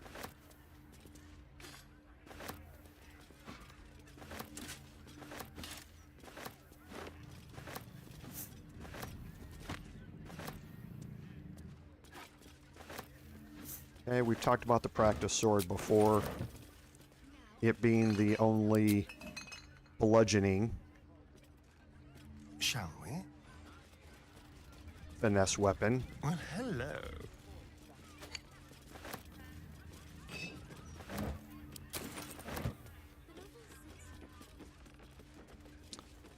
Okay, and then up here we can do a last little bit.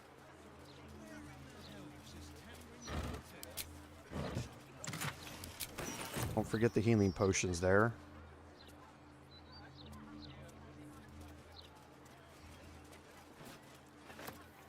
You can take the empty plate, but you can't reach the butter bun. And you can't throw it or move it, because once it hits the ground, it destroys itself.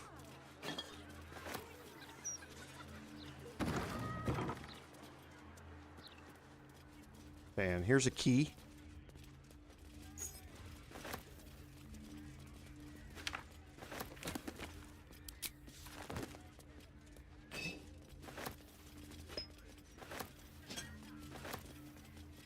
I think that's it. Oh, the traveler's chest. Need to lockpick this. Hardly a challenge.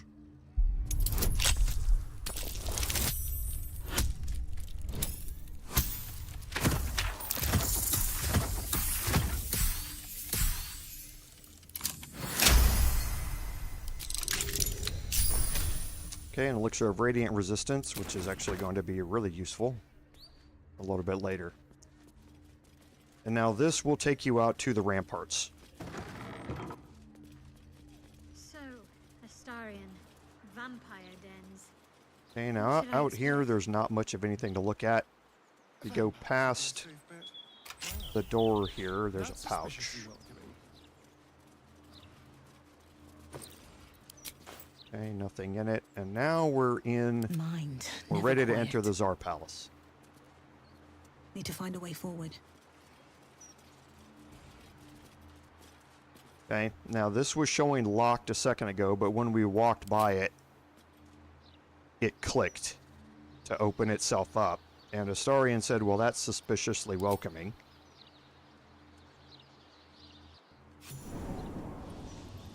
Okay, and the first thing that you notice when you're here is that you are now red bordered. Okay, we're going to update a couple of journal entries about investigating Cazador's palace and the Pale Elf.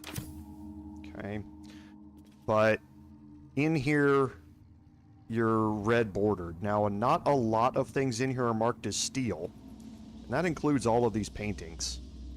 You can't reach the ones that are higher up, but the lower ones you can reach, so feel free to steal all of the paintings out of here. There are lists and papers and books and all sorts of stuff around here that you can steal as well. So help yourself. You can talk to all of the guests here, but you're not going to really learn anything from any of them. And then you get to this door. The door's locked, and there are 2 locks for this door. The door is covered in intricate text, but you can't see anywhere a key might fit. only a small round hollow engraved with a family crest. Okay, you can try a history or investigation check. Doesn't really matter if you pass these. Like I say, you're not really meant to pass them.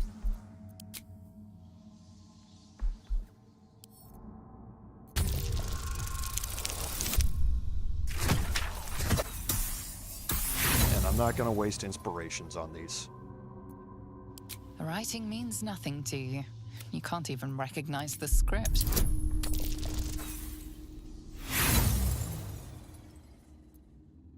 The indentation is small and features an engraving of the family crest. Beyond that, it's a perfectly normal, mysterious door. Okay, the locks, the two things you need to get in there are, you're going to find a little bit later as we go through this. Now, there are going to be various places you can go and look at. Here's one of them, which, again, we're not going to go do yet. We want to get a couple of fights out of the way and then take our long rest and then come back here. And if we have time, we'll look at these afterward. But there's nothing quest-related up there. Everything must be perfect. Okay, your first... The door is saturated with necrotic magic. Best keep my distance. Your first quest-related thing is here. Let's get on with it. So we're going to go in here with Shadowheart. Make sure you have Remove Curse available to you. Okay, because when you open this door,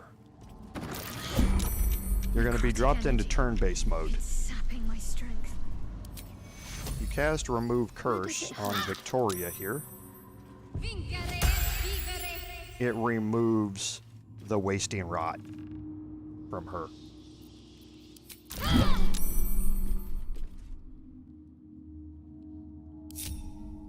And now in here, if you search the mahogany wardrobe, and again, paintings, all sorts of other stuff that you can pick up and search. There's a lot of good clothing in here. I'd entertain them here. But if you search the mahogany wardrobe, you find the Cazador dictionary. And this is what you need to decipher the text on the door. All is ashen meat.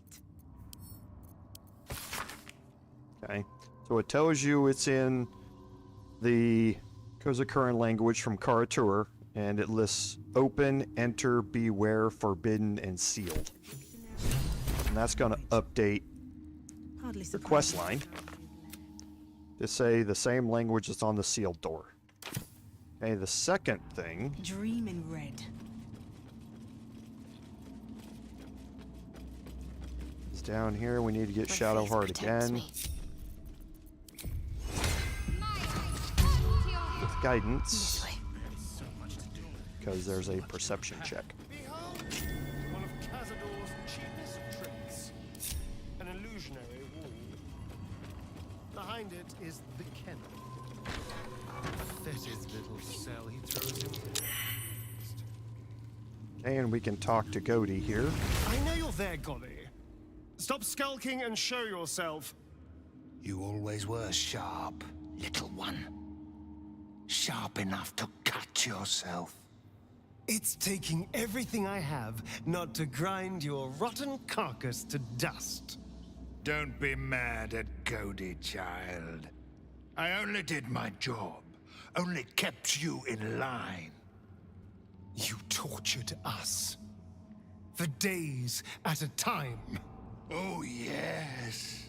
And you sang so sweetly for me. None of the others screamed like you did. But you're home now, and you brought me a treat, eh?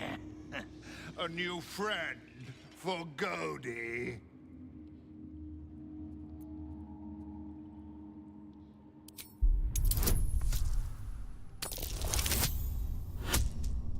Boy, bunch of nat ones today.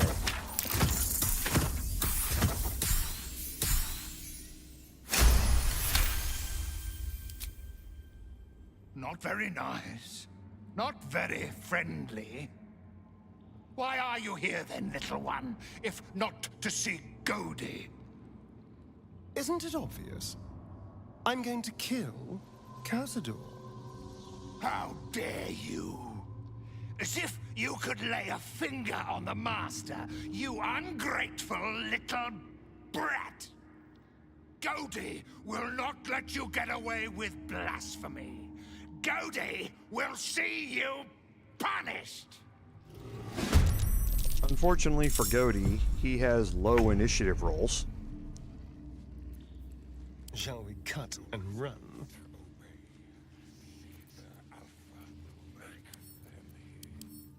Now, undead are not susceptible to steeped in bliss. Okay? It's an important thing to realize is that the psychic damage bonus from being vulnerable to it does not impact the undead. It will impact a group that we're going to be fighting here in a little bit, but not the undead. So when I go into the boss fight with Cazador, I'm not going to have the Resonance Stone because I don't want the disadvantage to saving throws because I'm not going to gain a bonus from being or having my psychic damage doubled. So I want to save most of my key points.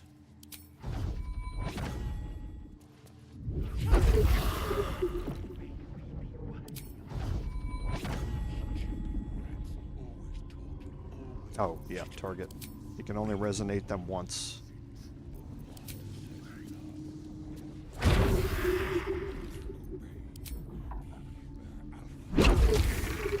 Okay. And here you gain a key to the kennel and the Szarr family ring. And this is what you need to get through the door. Looks like the same language as that book from earlier. Okay, and again, there are some other things in here that you can look at. With corpses, build my castle with bones. So some crafting materials, I might as well just... No, I'm not going to spend the time. Nothing else that's in here really to look at. You have the dormitory wing, which you can explore a little bit. There are a few rooms in here that you can take a look at. There's more paintings to take and that sort of stuff. But again, nothing that you really need for any of it. Now that we've got what we need, though, we're going to go up here and we're going to stop everybody kind of here. Master. May we be worthy of you. Okay. Going to break the group.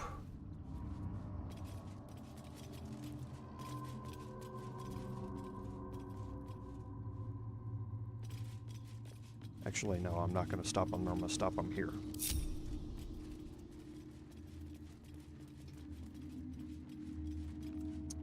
Okay, not right there.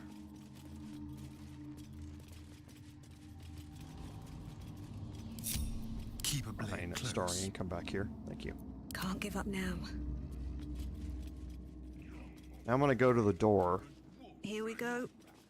I can deal with the lock. The door remains sealed, with naught to see but strange writing and a small hollow. Looking closer, you recognize the writing. It's the same Kozakuran script from the dictionary you found.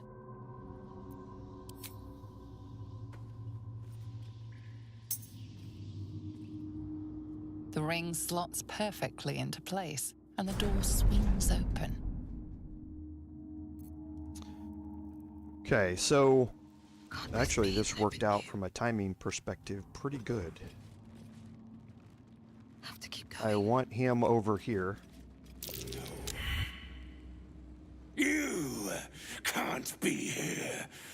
No one in, no one out.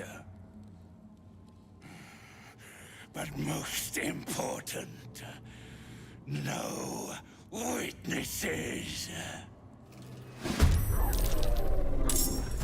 Oh, they rolled before me. The two wolves have really high initiative rolls. but they don't normally attack you on their first round. They tend to buff each other up, or buff up the enemies around you.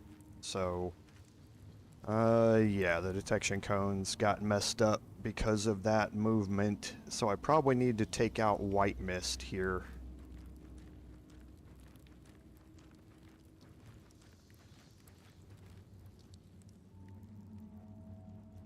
So let's go try and deal with white mist. So we'll nobody in here should have any resistances that's worth noting. Werewolves, again, are immune to all non-magical physical damage, but we don't have to worry about that at this point. So let's reapply Hex.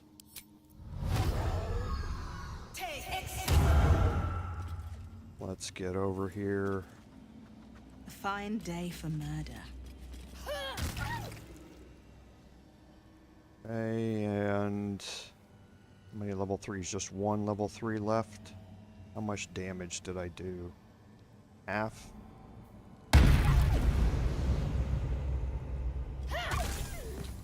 Okay.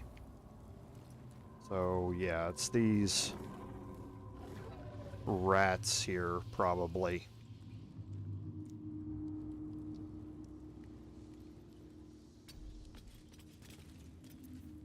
Okay, so let's get Shadowheart in here. And for this, you want to time it. You want to work around Wilhelm here. When he comes back, like he is now, you can step up. Once he gets past you, you can go into hiding. He's going to continue on walking down the stairs.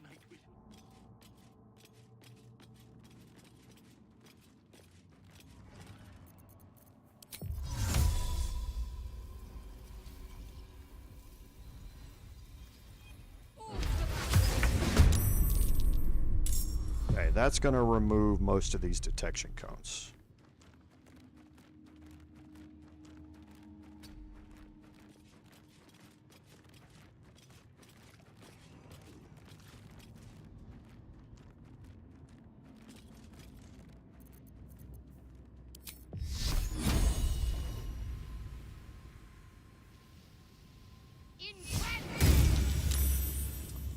Still saved against it.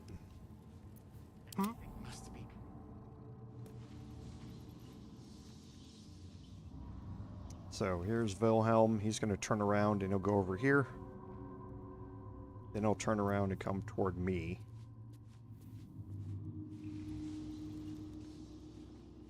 And now Astarion should be able to make his way all the way back there and start landing attacks against that group of enemies in the darkness.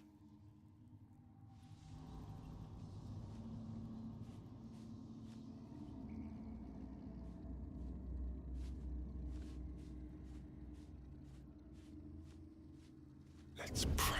Hear sense. Not a sound. Well, well, well. Time for a soft touch. Sneak, sneak.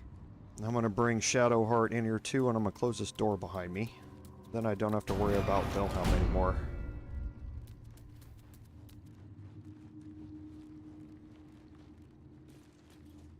I was trying to concentrate.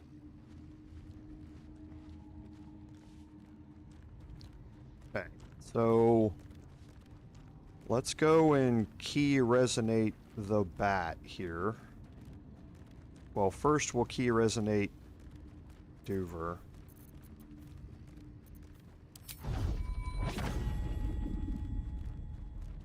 And they will be steeped in bliss, so I need to change him back to psychic. And let's move him on the other side.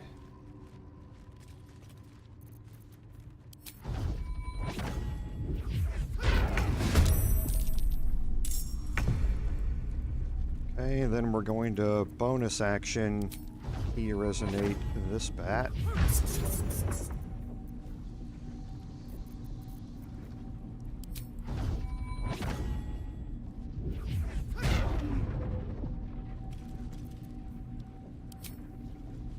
44 and 44, so it doesn't really matter who I go after.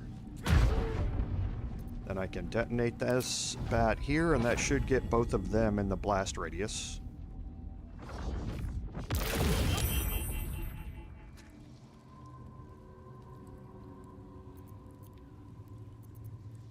Still breathing, despite everything. Hey, I'm not too worried about being out here by myself. They all have Savage Howl now. Savage Howl means their movement speeds increase and they gain temporary hit points. Again, not something I'm too terribly worried about. Dum-de-dum. And now Karlach. I don't think I can get... I think he's inside the cloud. Yes, he is. But this group over here is not.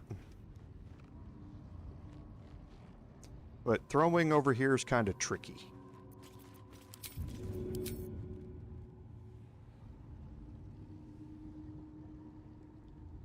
Easy as. Okay, so we're going to Frenzy.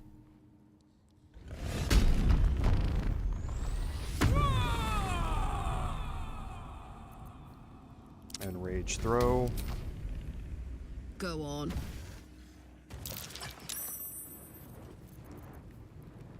And throw again.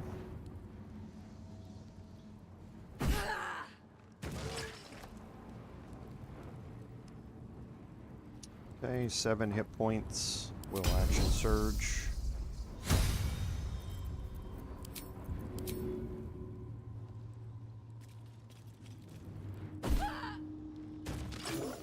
Kill him and then get some decent hit point. A Blood Fang. Hopefully remove all his temporary hit points. Yes, I did. And then I'm gonna move her into the darkness. I can't even catch my breath.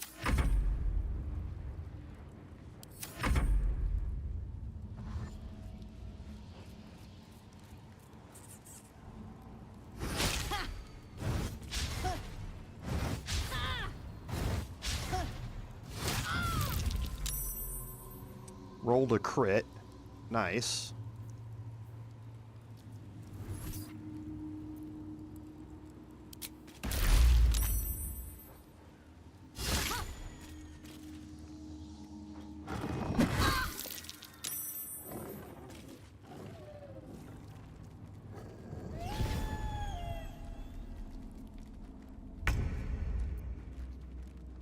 Okay, so we'll reapply Hex.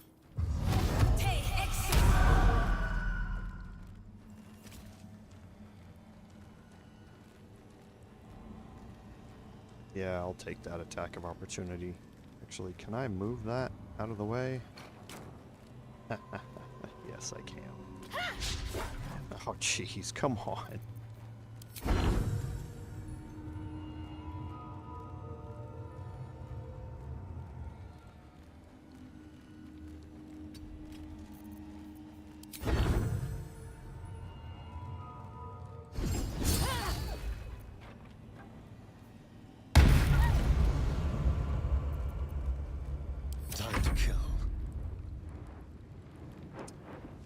Okay, so let's key resonate everybody here.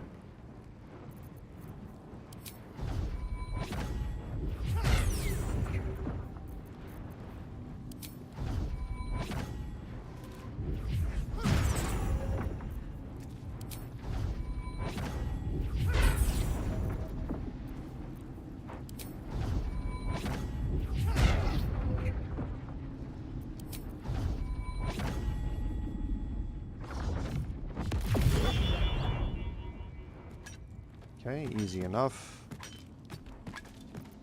Need to stay focused. Shadowheart, it doesn't really matter what I do with this.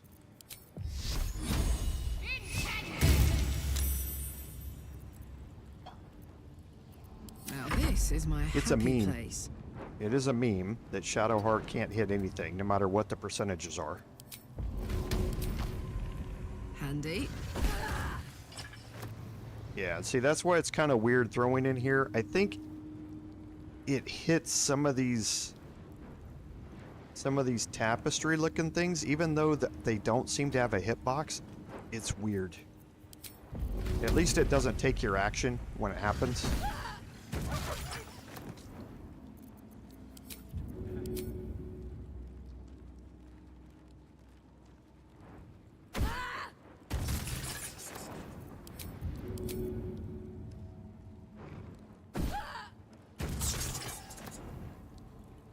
Covered.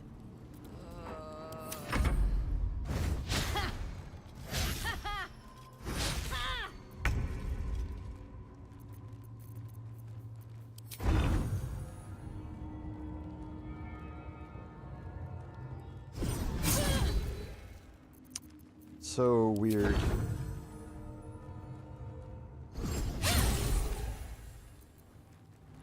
Can feel death's cold grip. It doesn't seem to hit flying creatures for some reason. Very strange. No escape. What's the story? Whatever comes, I'm ready. Okay. Wretched thing, pull yourself together. So now in here we have a few things that we can do.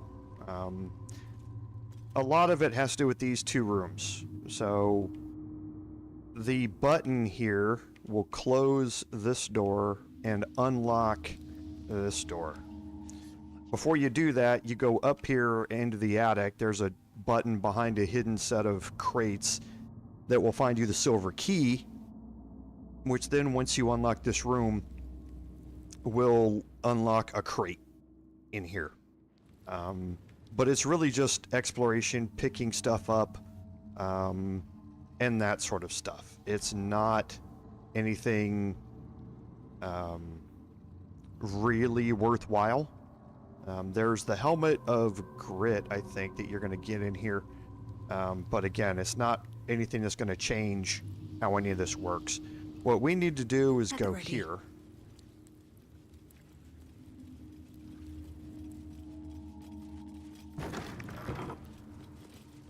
And in here you have Cazador's study in here.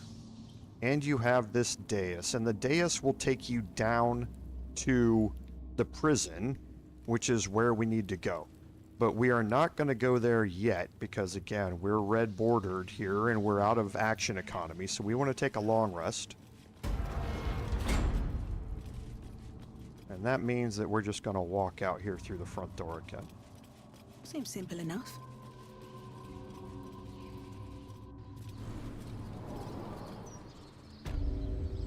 Okay, and we will take our long rest here.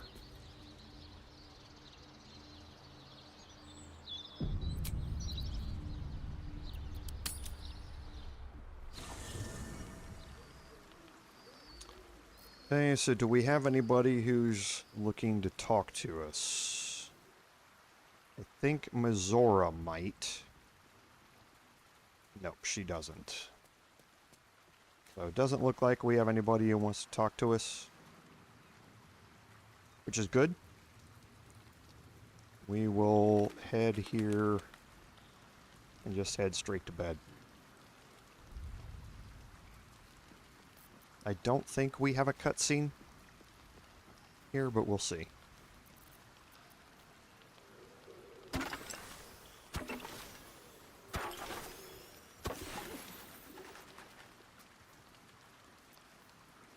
Oh, I need...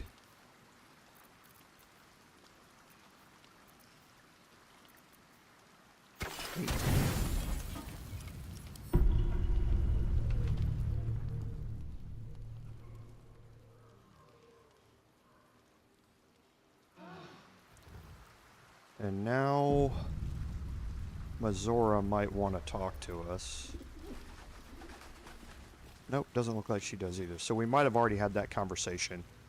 And it doesn't look like there's anybody else who wants to talk to us, so let's go through our buffs here real quick. This vessel is at thy disposal. But the vessel only stared. This... Okay, so we'll take Shadow Heart. On I her go. up here. Karlak. Soldier? Move her. Everything is clear. We'll get ready to cast Hero's Feast. My body.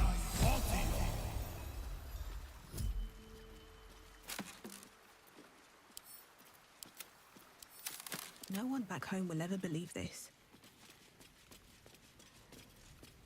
Precious little Baal babe. Perhaps if you lost a... In that case, I'd be happy to tag along. Okay, and now everybody should have thoroughly stuffed and anointed in splendor. Okay, so we're going to take Astarion and remove the resonance stone. Because again, Steeped in Bliss is giving us disadvantage on mental saving throws, which aren't going to be a big deal during this fight, but I don't want to do it anyway if I'm not going to really gain a whole lot of benefits. I would gain some benefits of psychic damage against the werewolves that are in here, but again, it's really not a big deal. I want to save myself that disadvantage, so I'm going to leave this in camp. Okay, and then here, before I go into this on my bard, I'm going to change up my items. So I'm going to give myself the Helmet of Arcane Acuity.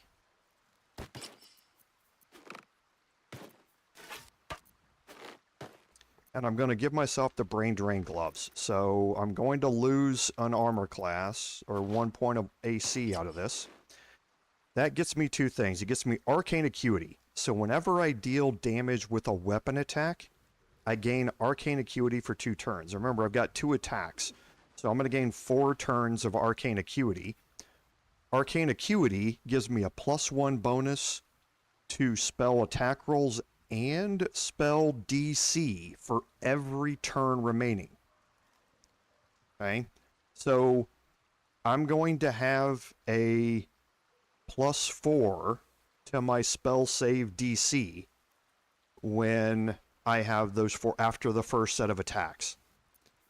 Then whenever you deal psychic damage, and again, we're going to be dealing psychic damage because I'm going to cast Hex before I go down in there. So I'm going to be concentrating. So with the Strange Conduit Ring, I'm going to be dealing psychic damage on every attack, which means I'm going to gain 4 turns of, or inflict 4 turns of mental fatigue. Mental fatigue gives the enemy a -1 penalty to Wisdom, Intelligence, and Charisma saving throws for every turn remaining. Which means that if I hit an enemy, they have -4 on their saving throw to resist a spell, and I have +4 on the roll to keep them from resisting it. So that's a +8 to landing a spell. And then with the Band of the Mystic Scoundrel, when I hit a creature with a weapon attack, I can cast illusion or enchantment spells with my bonus action. Enchantment spells, Tasha's Hideous Laughter is an enchantment spell. I can cast it with my bonus action. So after I've gotten the +8 to bonus on my landing this spell, I can then use my bonus action to cast this. And they'll have a wisdom save to avoid it. So that is kind of what I'm going to be trying to use here to try and make Cazador skip his turns by hopefully not being able to resist Tasha's Hideous Laughter. Okay, either way I'm going to be dealing damage to him, but this way I'm also maybe making him skip a turn. Alright, so now I'm going to leave camp, and we're going to do the remainder of our buffs here. I'm not going to need Speak with Animals really, but I always cast it anyway. Long Strider is a must. There is work to Shadow do. Heart with the Drake Throat Glaive. Okay, and I have the mace on my back. So for here, I'm going to use fire damage.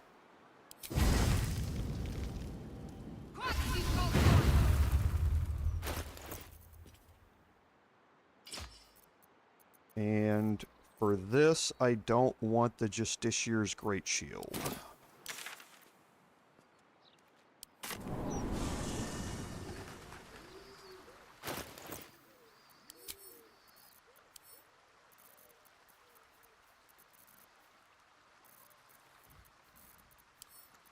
Okay, so who's wearing it?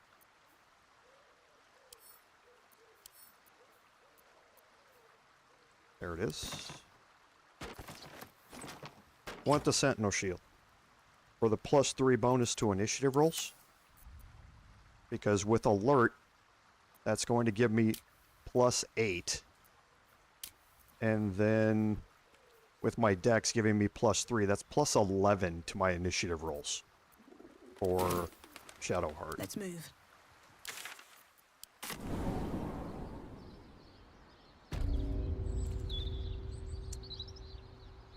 Okay, and then for my last things. Okay, we're going to take an Elixir of Hill Giant Strength for Karlach. Wanna dance?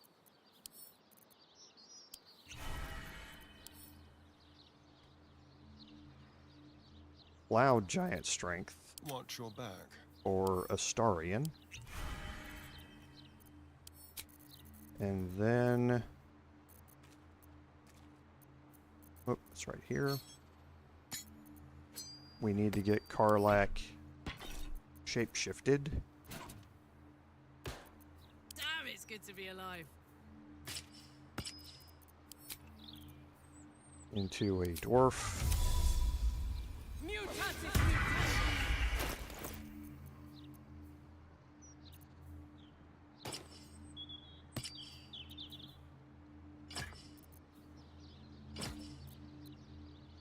Okay.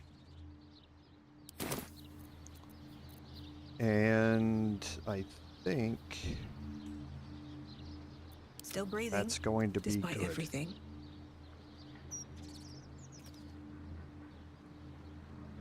Just check in. I have everybody's got thoroughly stuffed, which is important, so you can't be frightened.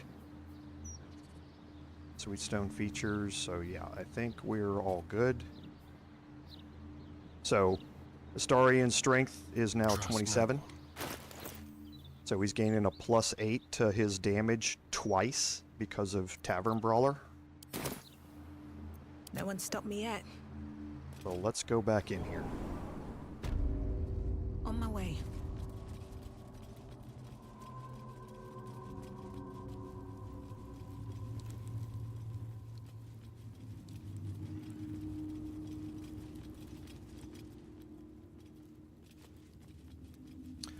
Okay, let's do one more check on our gear. He's got the Eversight ring. He's doing... we don't need necrotic damage here. We want to change this to the radiant damage gloves.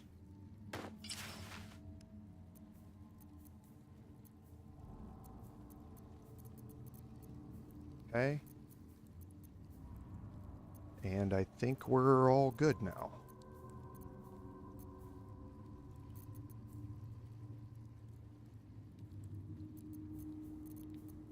Oh, yeah.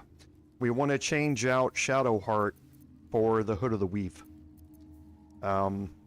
We're gaining a +1 bonus to saving throws against spells and covert critical, so we're reducing our critical chance. Neither one of those are really interesting to me. The Hood of the Weave, though, gaining a +2 bonus to spell save DC and spell attack rolls. Maybe will help Shadowheart land some of her spells a little bit more. So definitely want to change that out. Okay, and before you click on the dais, always drop a save. Let's see what this does. You stand on a clean metal platform, a beautiful but antiquated elevator. There are some scuffs to show its age, signs of things dragged onto it over the years, but it seems to be in good working order. What in the hells? I never knew this was here. This was always Cazador's private quarters. Only he ever came in here. Well, him and the unfortunate souls we brought to feed him.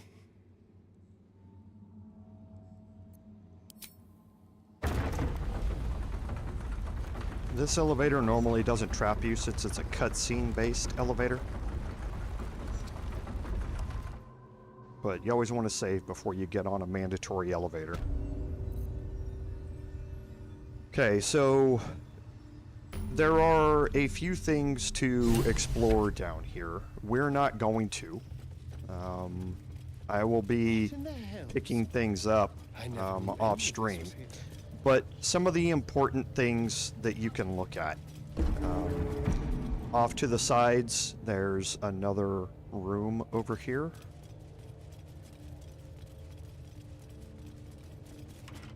Just like the door to the ballroom upstairs, this door features no keyhole, but does have an indentation for a signet ring.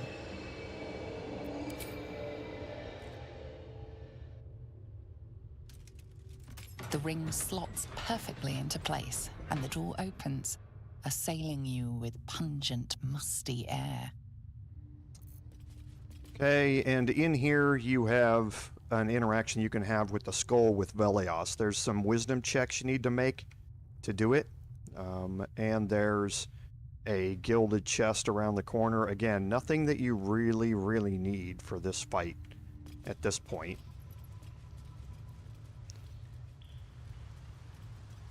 This side is going to open you up to a broken bridge area here, but you can jump down here and gain access through this door to another area down below this. And that can be important.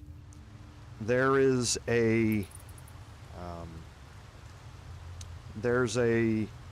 rapier down there called the Peloran Sun, I think, which is a weapon that deals radiant damage. And since we're going to be having enemies that are going to be susceptible to radiant damage or vulnerable to it, that could be a useful weapon for you to get. You have to jump down here. There's a perception check to find the hole in the ground. Then once you dig it up, another perception check because the casket is trapped. Then once you disarm the trap, you can pull it out of the casket down there. But again, we're not going to. We don't need it.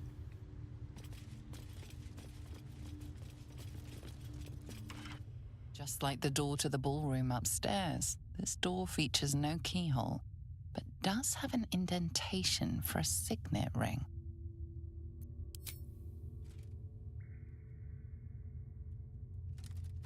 The ring slots perfectly into place, and the door opens, assailing you with pungent, musty air. Hey, Philip, welcome. Yeah, there's a lot of content in Act 3, so it's hard to stay focused on one thing over another, but hopefully these playthroughs give you an idea about what all's here, and that's in a decent order and how to do things. So inside here, you're going to have a cutscene here in a second. So, and I don't know who does this, who gets this check. What to do? So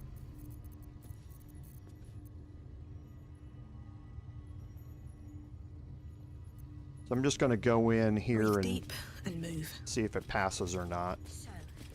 Approaching the cells, you're met with hollow-eyed faces. There's an almost physical stink of decay and neglect.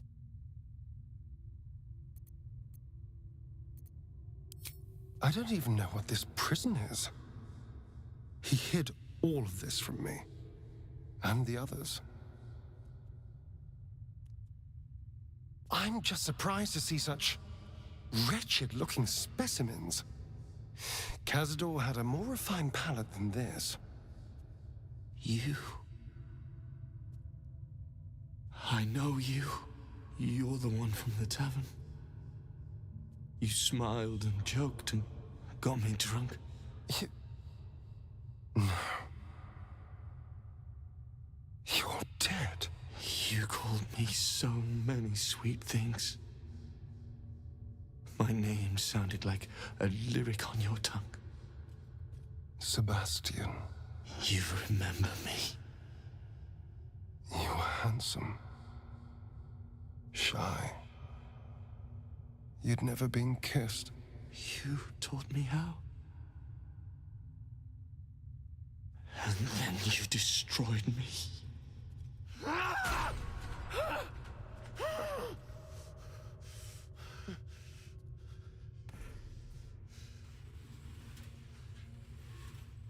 It can't be.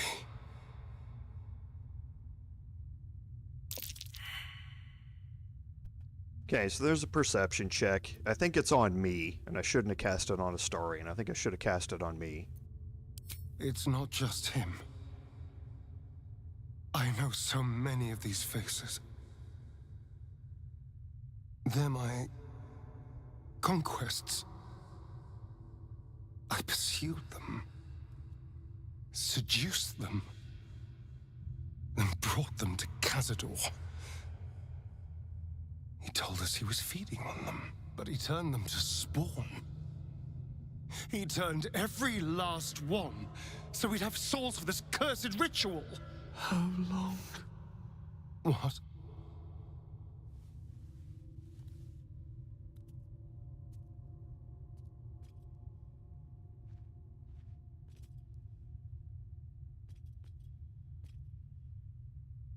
How long have I been down here?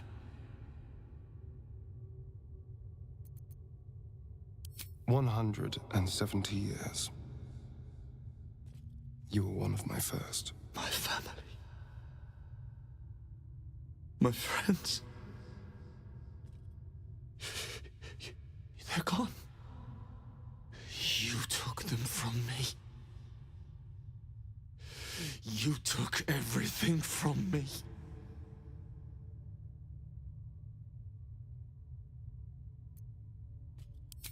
There's no escape. No escape for us. And no escape for you, Astarion. This nightmare never ends, and it's your fault! You did this, damn you! I damn you to the hells! I damn you to misery! I damn you! This is by far the best companion quest line as far as the acting goes. Gods above. He kept Sebastian. I feel ill. All the fools and villains who ever fell for my ploys, they're here. But why? Why does he need them alive? What possible use could they have in this ruined state? All the blood he demanded. I thought he was gorging himself on... He never could have finished half of it.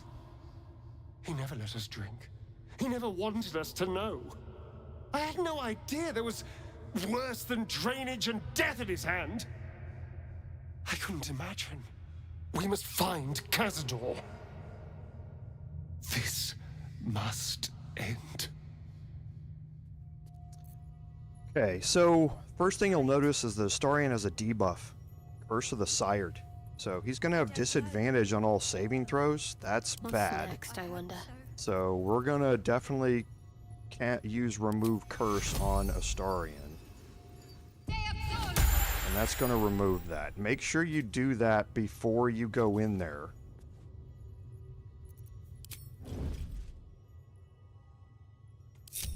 And I'm going to move people back here. Come on, let's go. And especially down the fire. Astarion. Stay low. Actually, I need Shadowheart up here. It was my bard I'm moving back. Breath. Now, actually, I should swap that around. Let's swap that. Give me the +3 bonus, because there's something else I'm going to need to do to get out of here. And I still have alerts, so yeah, we'll move Shadowheart back in here. Taking my time in the shadows.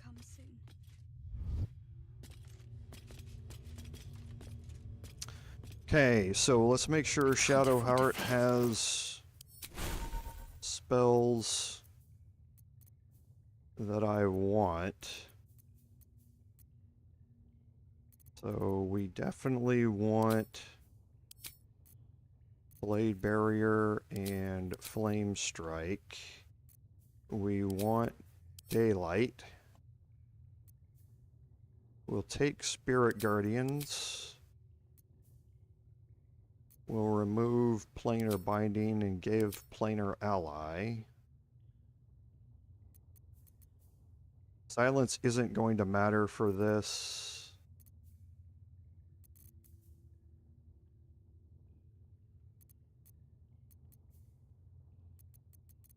I think that should be good enough.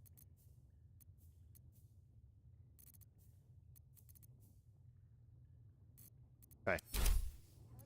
All's well that ends not as bad as it could have. If not over, then through. Okay, so we're definitely dropping a save here. And we're going to get into this. So down here, you can make your way down a little bit. Do not bring Astarion down here. Okay, leave Astarion all the way back up there at the top. Okay, we can't see him yet, so we'll move down a little bit more and we can right-click on Cazador. Okay, so he's got legendary resistance here. He's also got a legendary action called Vampiric Swarm. He's got alert. Okay, so he's gaining a +5, and he's got a dex that gives him a +5. So he's got a +10 to dexterity. I, as my bard, now have a +3 from dex, a +3 from the +3 from the shield, and alert a +5. So that's giving me +11 to my dexterity, to my initiative rolls. I'm hoping that I roll in front of him. If I don't, then we'll see how badly things go. But at the end of the day, I still have a 26 armor class, so I'm hoping to avoid some of this. But what he tends to like to do is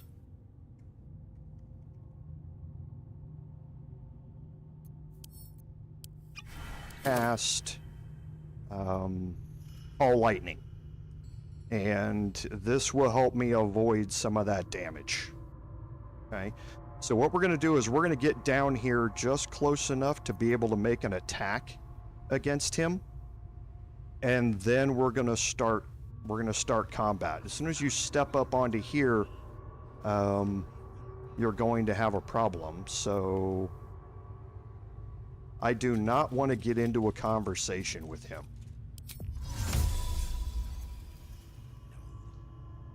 Softer than a whisper. What path lies before me?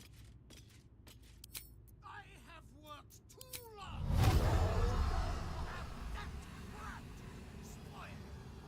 Should get started. Okay, so there's the initiative roll, and I rolled first, which is awesome, because I'm going to run away. And to do that, so I have my action, so I'm going to dash, and I'm going to make my way back up here as far as I can. Need to find a way forward. Hey, I don't want to leave combat.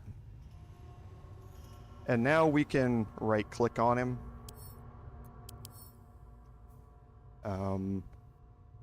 And where's his... Oh, it's not a legendary action. That's right. It's just an action that he has. Vampiric Swarm. Well, he should have it. I thought it was a legendary action. He's sunlight hypersensitive. We're going to take advantage of that.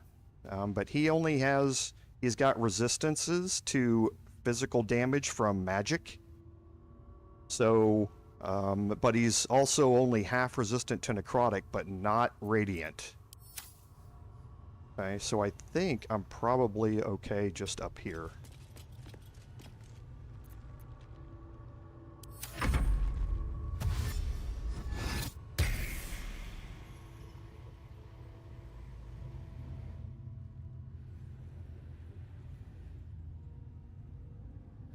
And sometimes he does that. Sometimes he chooses to not move very far.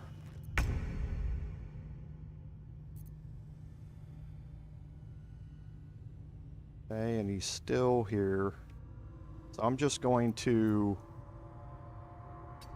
end my turn again. There he comes. And I'm going to lead everybody else up here.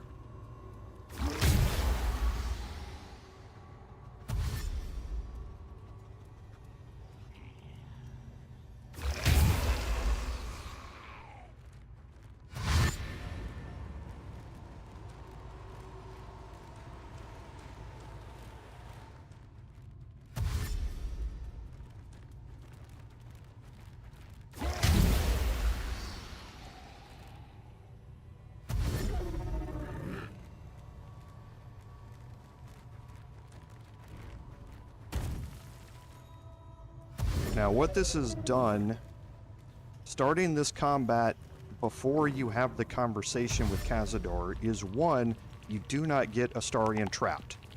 Okay? He's not sitting back here in a trapped form like everybody else is. Okay?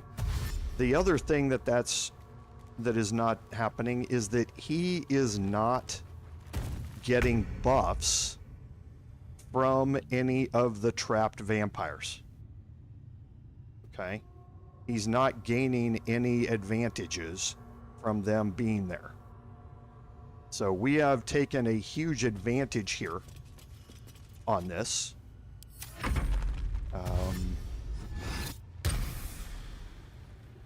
In not allowing him to gain a bunch of advantages or take Astarion out of the fight.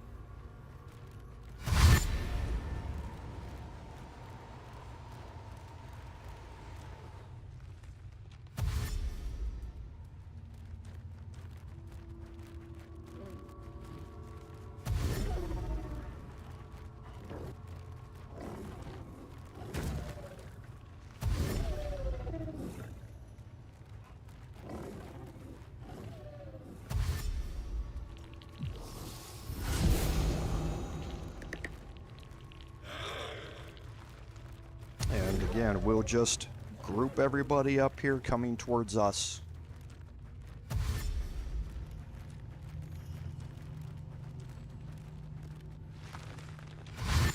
More bats are going to continue to spawn as long as Cazador is alive, but they're irrelevant.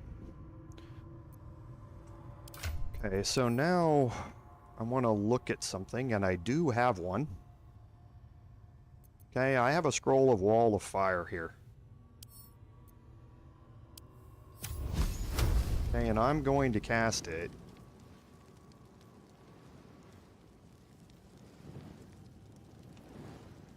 Not from there.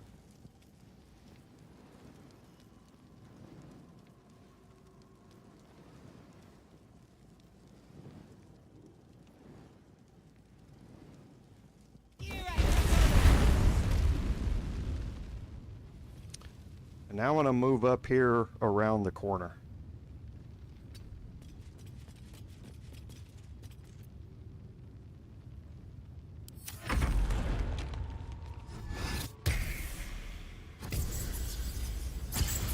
Okay, now Cazador normally starts to move up a little bit.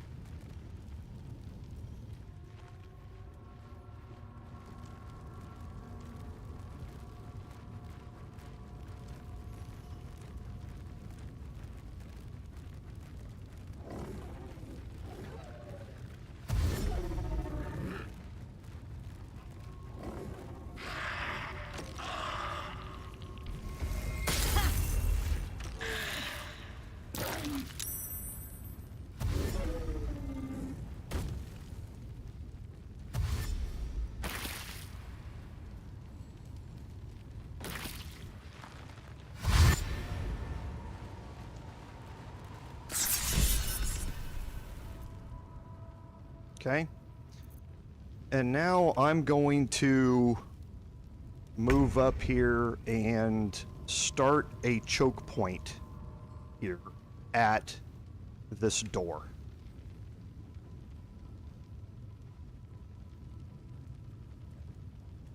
But first, let's do this. Okay, I do have Repelling Blast on.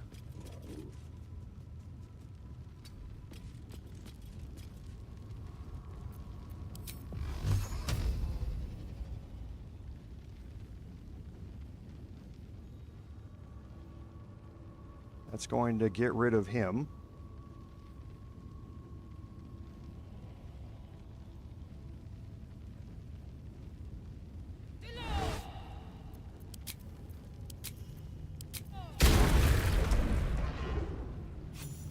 Okay. There he went, knocked the other one farther back. Okay, and now I'm going to bring Shadowheart up. No time to dally.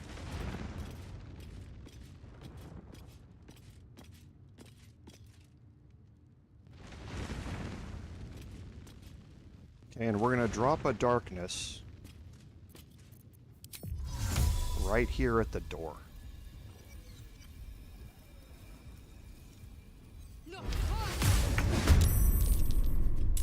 Okay. Let's have some fun.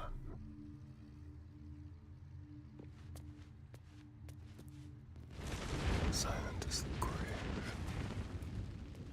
I'm going to drop Astarion into here, and I'm going to keep Karlach at the back. There's a reason for that.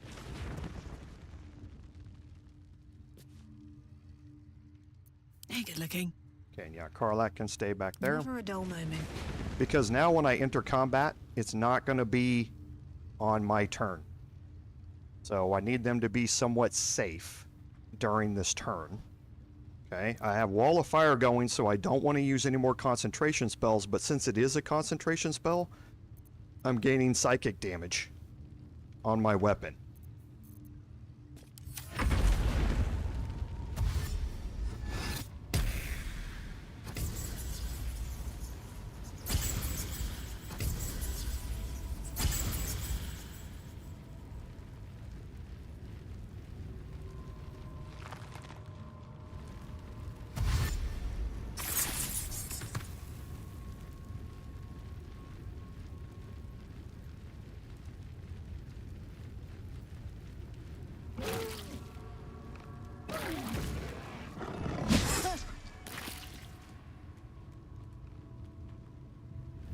And this is what the choke point does. The werewolves are too big to fit 2 people into this area. Okay? So they are kind of stuck behind one of them for the duration of it. Okay? Now, that one is going to be blinded, so he's going to have disadvantage on all attacks against my high armor class. So, but I'm still not going to let that go. I'm going to do a defensive flourish ranged here.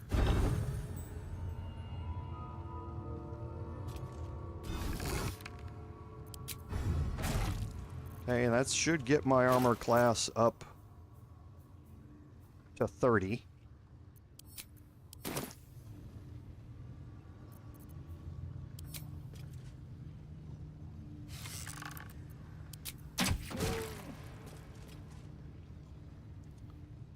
Okay, and now we can start bringing a couple of things into this. So Cazador's going to go next.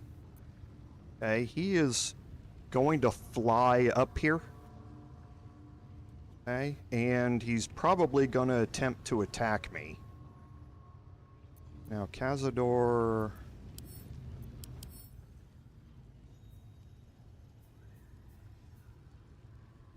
Okay, so he doesn't... he can't see in the dark, but I don't think that's true. We'll see what happens on his next turn here. Okay, but one thing I want to do is when Shadowheart pops up on her turn, I'm going to cast Sunlight out here.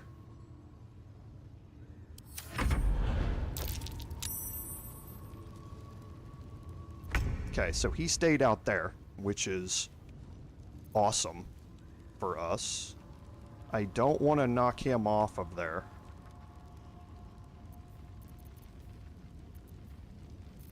But I want to cast Sunlight in a sphere.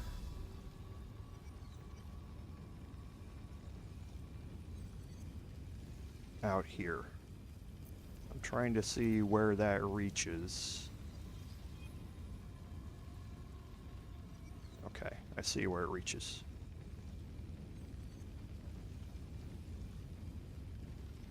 There it is.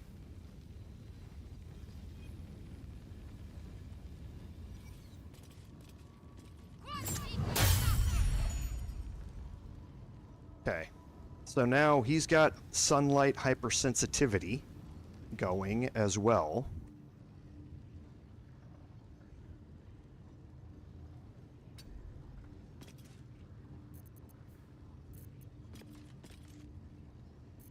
And it's time to bring Astarion into this fight.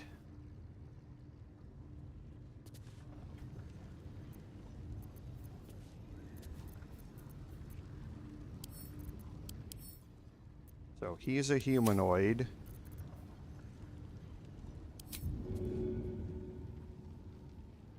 Surprise.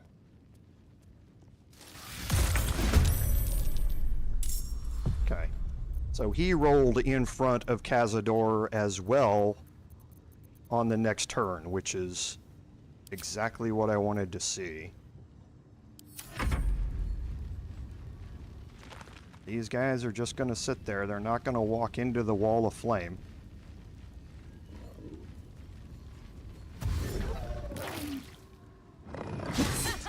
There's a miss. I'll take the attack of opportunity. That kills him.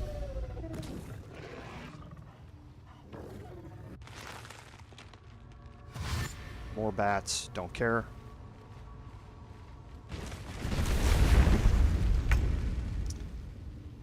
Okay, and we are going to drop concentration on Wall of Fire. Okay, and there's a reason for that.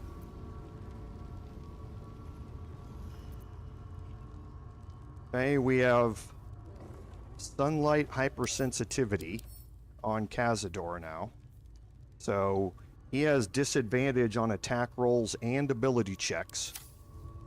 So I'm going to go down here with Astarion. Good.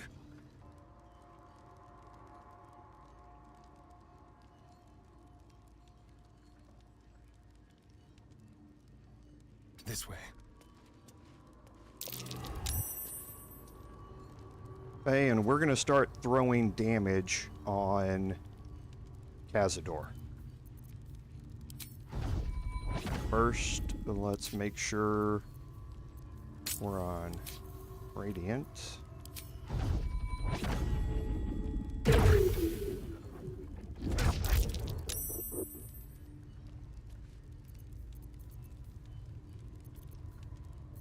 Will key resonate?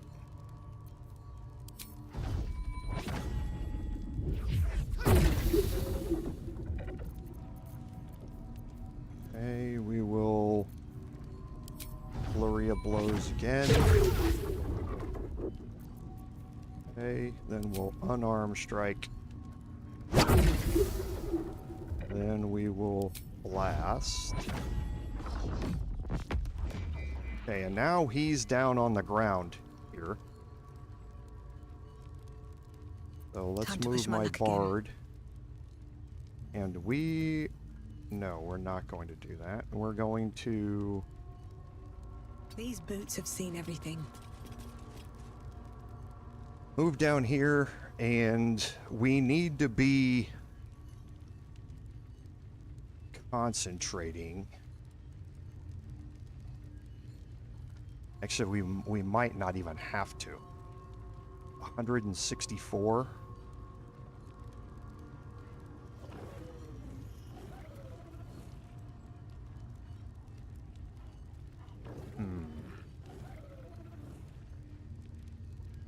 Yeah, we might not even have to. Let's just drop damage. We will deal with whatever incoming attacks Cazador is going to do on his next time. Because I think he's going to be at such low health that he's going to be in the whole physical attack only thing. And that means he's going to be doing a multi-attack. But those are all attack rolls. And with me, I think I'm going to be fine to avoid that. So, am I going to need my bonus action? Yeah, I will keep it. Okay, so we'll drop Luck of the Far Realms. We'll drop a Divine Smite. Okay, I would prefer you not to fall in the hole, or fall off of the world here.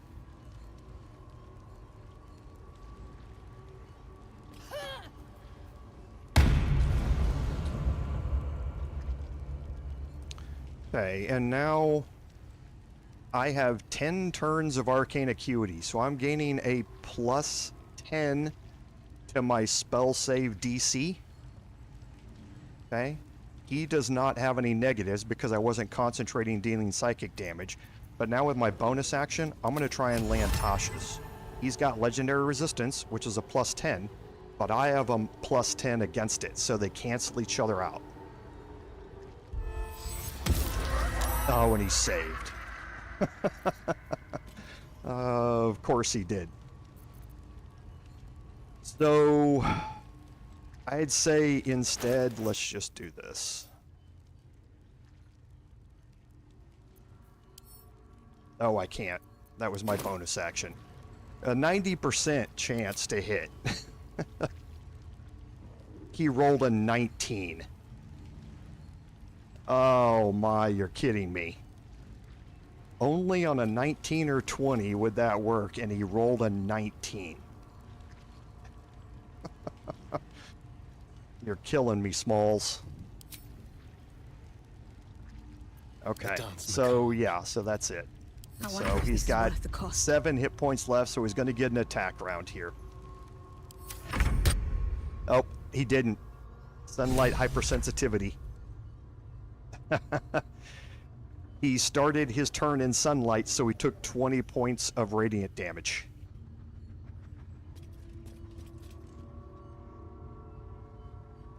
So let's move Shadowheart up here.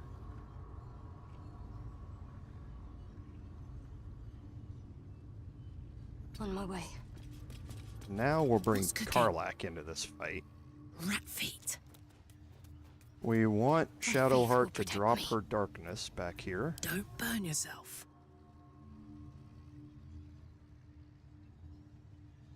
What's wrong with him? Oh, he's got mental fatigue. Let's get... Boy, I really don't want to, though. Quiet. Let's not. Let's go around behind him. These guys are way too bunched up down here for me not to do this. Because we're going to throw Narolna down here.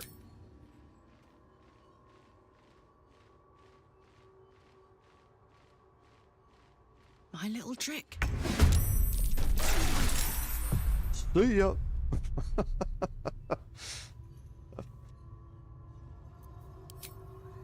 Okay, and then Shadowheart is going to throw darkness on top of everybody.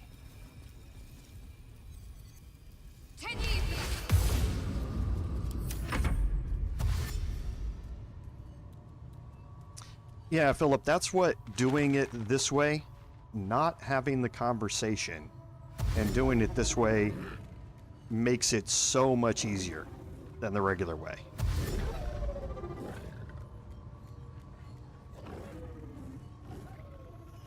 And we're going to run a little late today, just to finish this fight up. I don't think y'all will mind.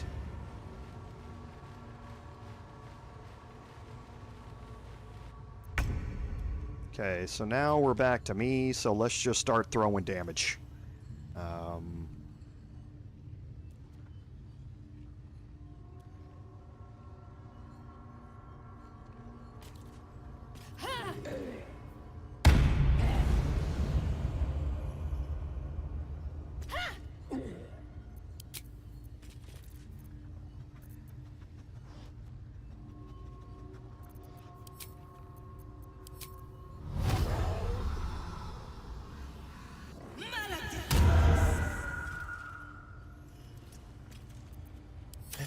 Okay, so Astarion, let's start resonating.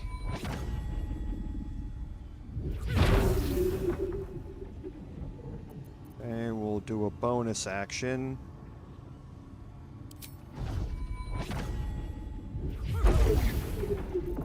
We'll do a second attack here.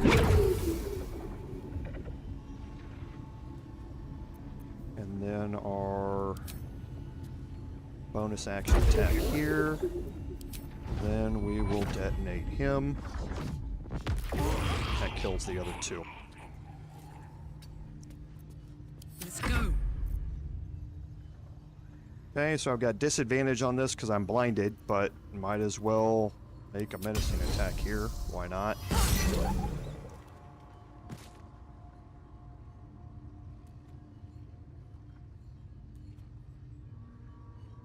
Then I have enough to be able to make it out of darkness.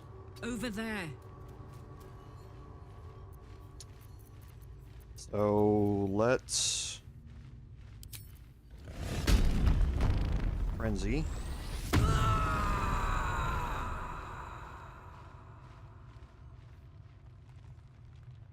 Oh, he's stuck down here. I was like, where is that guy at?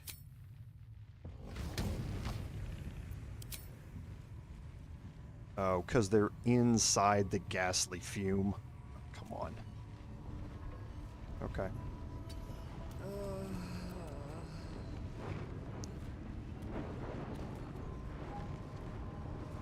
Let's end this.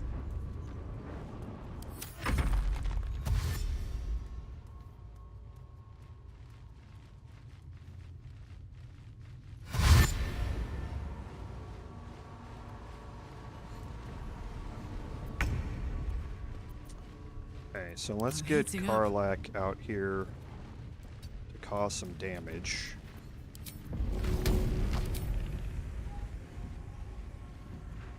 That's it.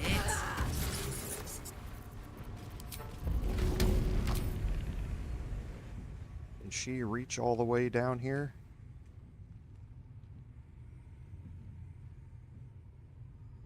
Oh, she can.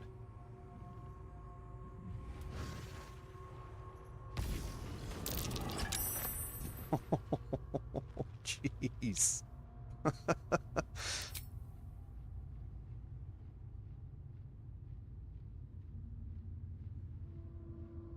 Took 30 bludgeoning damage from that, and she rolled a 3 on her damage roll. Can she reach again? Oh, jeez. She's throwing it across the world!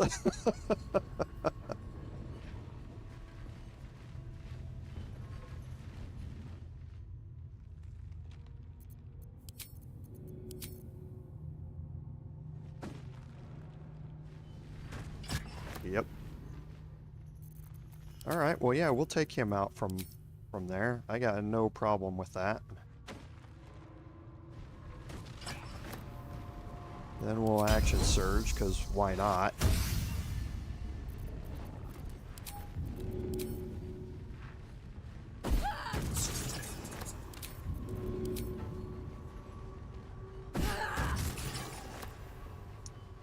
Karlach's just killing the world, everybody. Survival is all that matters.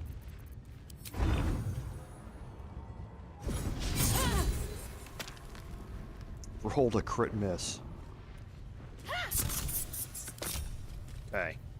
So Shadowheart is going to remove this. Intestines throb. We're going to blood pick up whispers. Nyrolna on the Maybe way. I need more pockets. Another And step we need to forward. get down here now.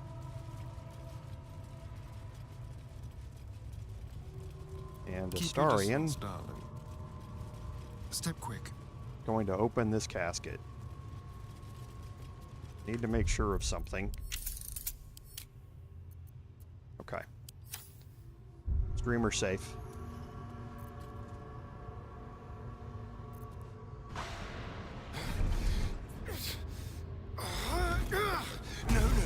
No healing sleep for you. Wake up! Get your hands off me, worm! I'm not the one in the dirt.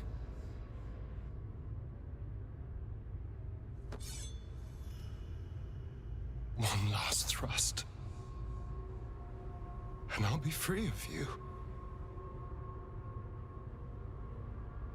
I'll never have to fear you again. But if I finish the ritual you started, I'll never have to fear anyone. Ever.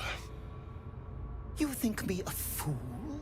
That I would allow anyone to usurp me, speak the words, and ascend in my place?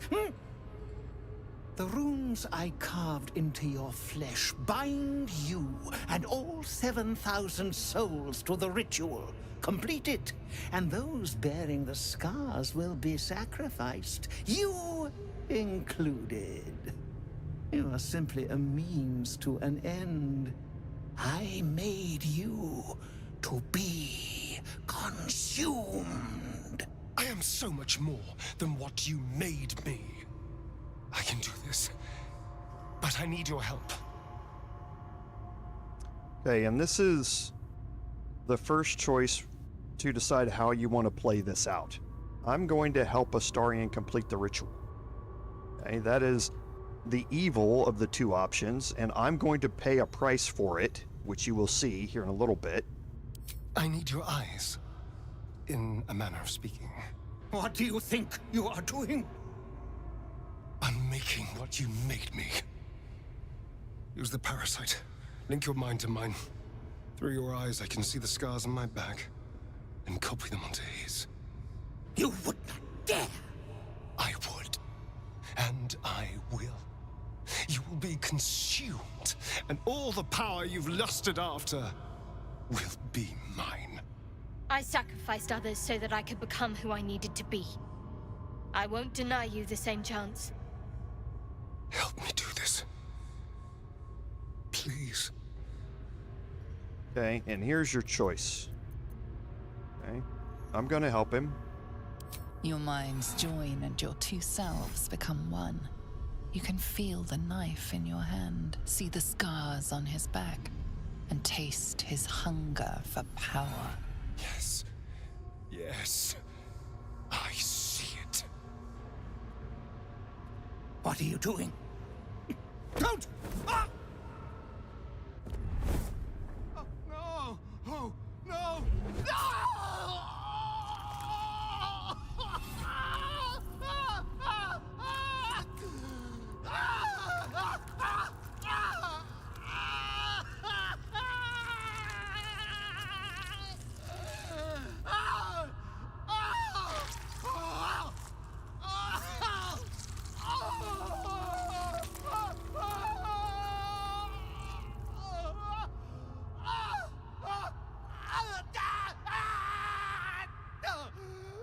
What a cutscene.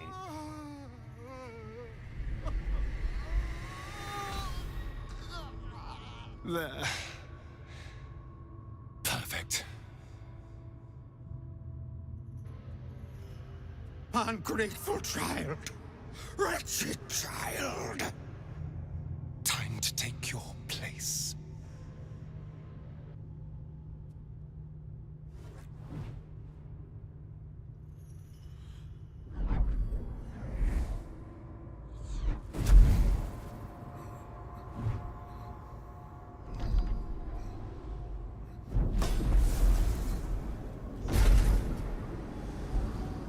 Ecce Dominus. Has animas offero in sacrificio.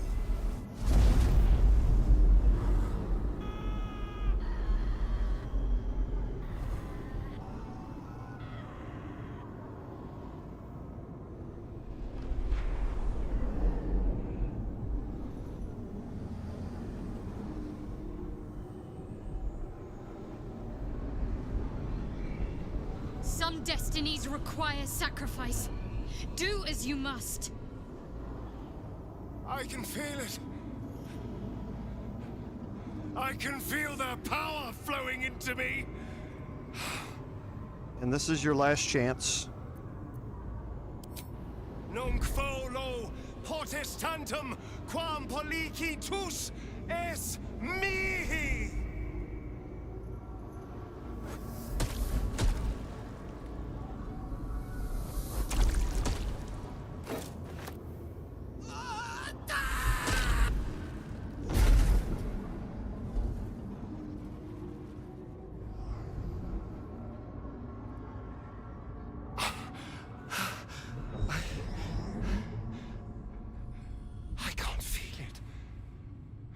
That ache in my stomach, that hunger, it's gone. I'm free. I'm finally free! Oh! Oh, it feels delicious.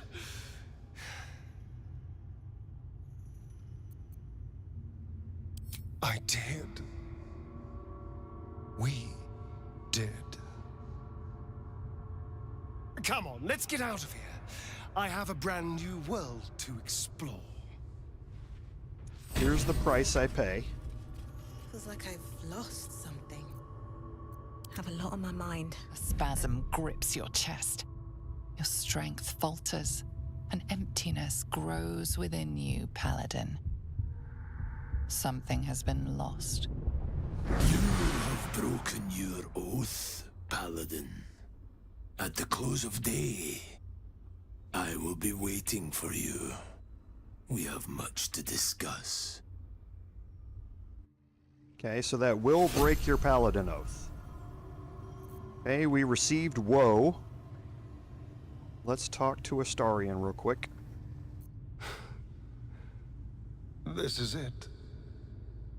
The hopeless dream dreamt by all of my kind. I am the greatest vampire to ever walk this land.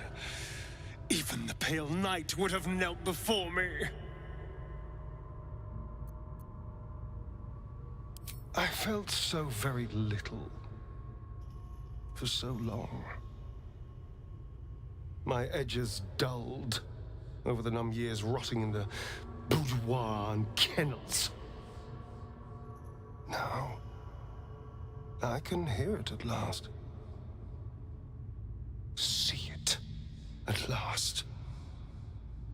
How all the lowly creatures of this plane are begging to serve. How to call upon them. Scurrying footpads in their safe houses. Rats below our feet in their filthy holes. The crows in the night above! They will obey. The world will stir in fear. I already hear the world whispering in sweet surrender. And I feel alive. Okay, so a couple other things that we want to do here is Cazador is back here. Something good here, I hope. Okay, he's the only one that you can search that you're going to get anything out of, and you get Rhapsody. So in Rhapsody, you get a +1 bonus to attack rolls, damage, and spell save DC for every foe you slay up to a max of 3. But then the real part of it is Sweet Bloodletting. Possibly inflict bleeding when hitting a creature with this weapon while hiding or invisible. So for your Gloomstalker rogues and that sort of stuff, Rhapsody can be very good. For me, it's not something that we care about. The other thing you want to make sure you do in this room is search the sarcophagus. That has the high security vault number 3 key in it.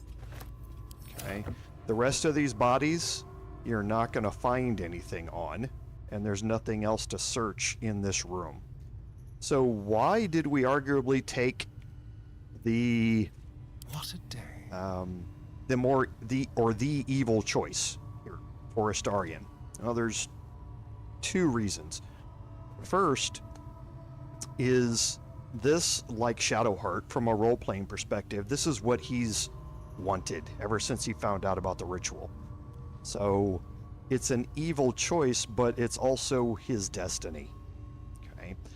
The second reason for it is because OP Astarion is now, or OP Tavern Brawler Monk Astarion is now even more OP. A couple of reasons behind that. One, you still have your Vampire Bite, which gives you 2d4 healing. The target's going to take 2d8 piercing damage, and it can make you happy, and then bloodless. There's an improved version of it called the Ascendant Bite, and now the healing is 6d6 healing, and the damage is 6d6 necrotic. It will still make you happy and then bloodless, so it's a great way to get health back while still gaining the happy buff and the bloodless debuff. But what else? If you look at the unarmed strike right now, I have 1d4 radiant from my gloves. I have 1d4 plus 3 radiant from the passive. I'll just change that to psychic just so you can see the difference. But then I have a 1d10 necrotic from being the Vampire Ascendant. Look at the very bottom. You also have a 1d10 necrotic damage bonus to weapon and unarmed attack rolls. So I am now doing an additional 1d10 necrotic damage with every unarmed strike. So if I look at my flurry of blows here, it's adding 2 to 20 necrotic damage. So my flurry of blows went from 50 to 76 to 52 to 96 for flurry of blows. So I am easily able to break the 300 damage per round mark now with Astarion.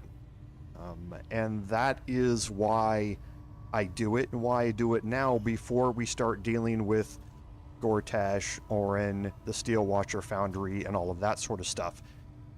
As well as a big flying undead dragon. So this gives me a huge damage boost to Astarion. He also gains gaseous form, which is meh. You turn into gaseous form just like he did. I can't attack. They can't attack me. I can't cast spells or talk. It is a way, though, to get me out of an area. So a fallback, I need to escape an area to try and save my honor mode run because everybody's dead type of thing. Misty Escape helps you do that. But it's not something that I really do it for. The Ascendant Bite and that 1d10 necrotic is why we do it. Where am I?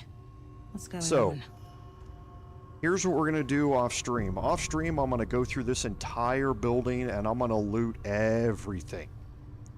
I'm going to take every painting off the wall. I'm going to pick up every book, and I'm going to pick up everything that's still left in this place, with the exception of the Pellerson Blade. Well, actually, I'm not, because there's another encounter we need to do next week.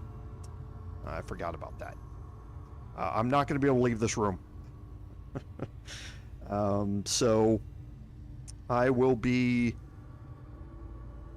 looting all of that off stream next week. And saving up our money, and next week I'll probably show you the Pellerson Blade as well, just so you can see how to get it. But we won't be spending a whole lot of time here doing many other things, because it's just a waste for you guys to see me clicking on chests. But next week we're going to be moving into a couple of new areas of the map. We're going to be doing a little more exploration. We're not going to get into major quests next week. We're going to be finishing up a bunch of the other stuff here in the lower city that we can focus on. So we're going to be finishing exploring the sewers. We're going to be looking through the graveyard. We're going to be looking through the park and doing a bunch of other things like that to kind of finish up the side issues here in the lower city before we get into the final big set of quest stuff. So I think that gets us to a good point to cut. And yeah, Philip, the Ascended, I've played both the Ascended Astarion and non-Ascended in the Bard and the Paladin playthroughs previously. But yeah, I like this type of playthrough here on this one. But yeah, it definitely does suit the Dark Urge playthrough for a lot. So, but as I said, thank you all for being here. I love the interactions that I have with all of you in chat, and if you haven't been here a while and you showed up today, again, thank you again for showing up. I appreciate all your support, because, as I always say, without your support, none of this would be possible. This is Commander Jorval saying, until next time, fare thee well.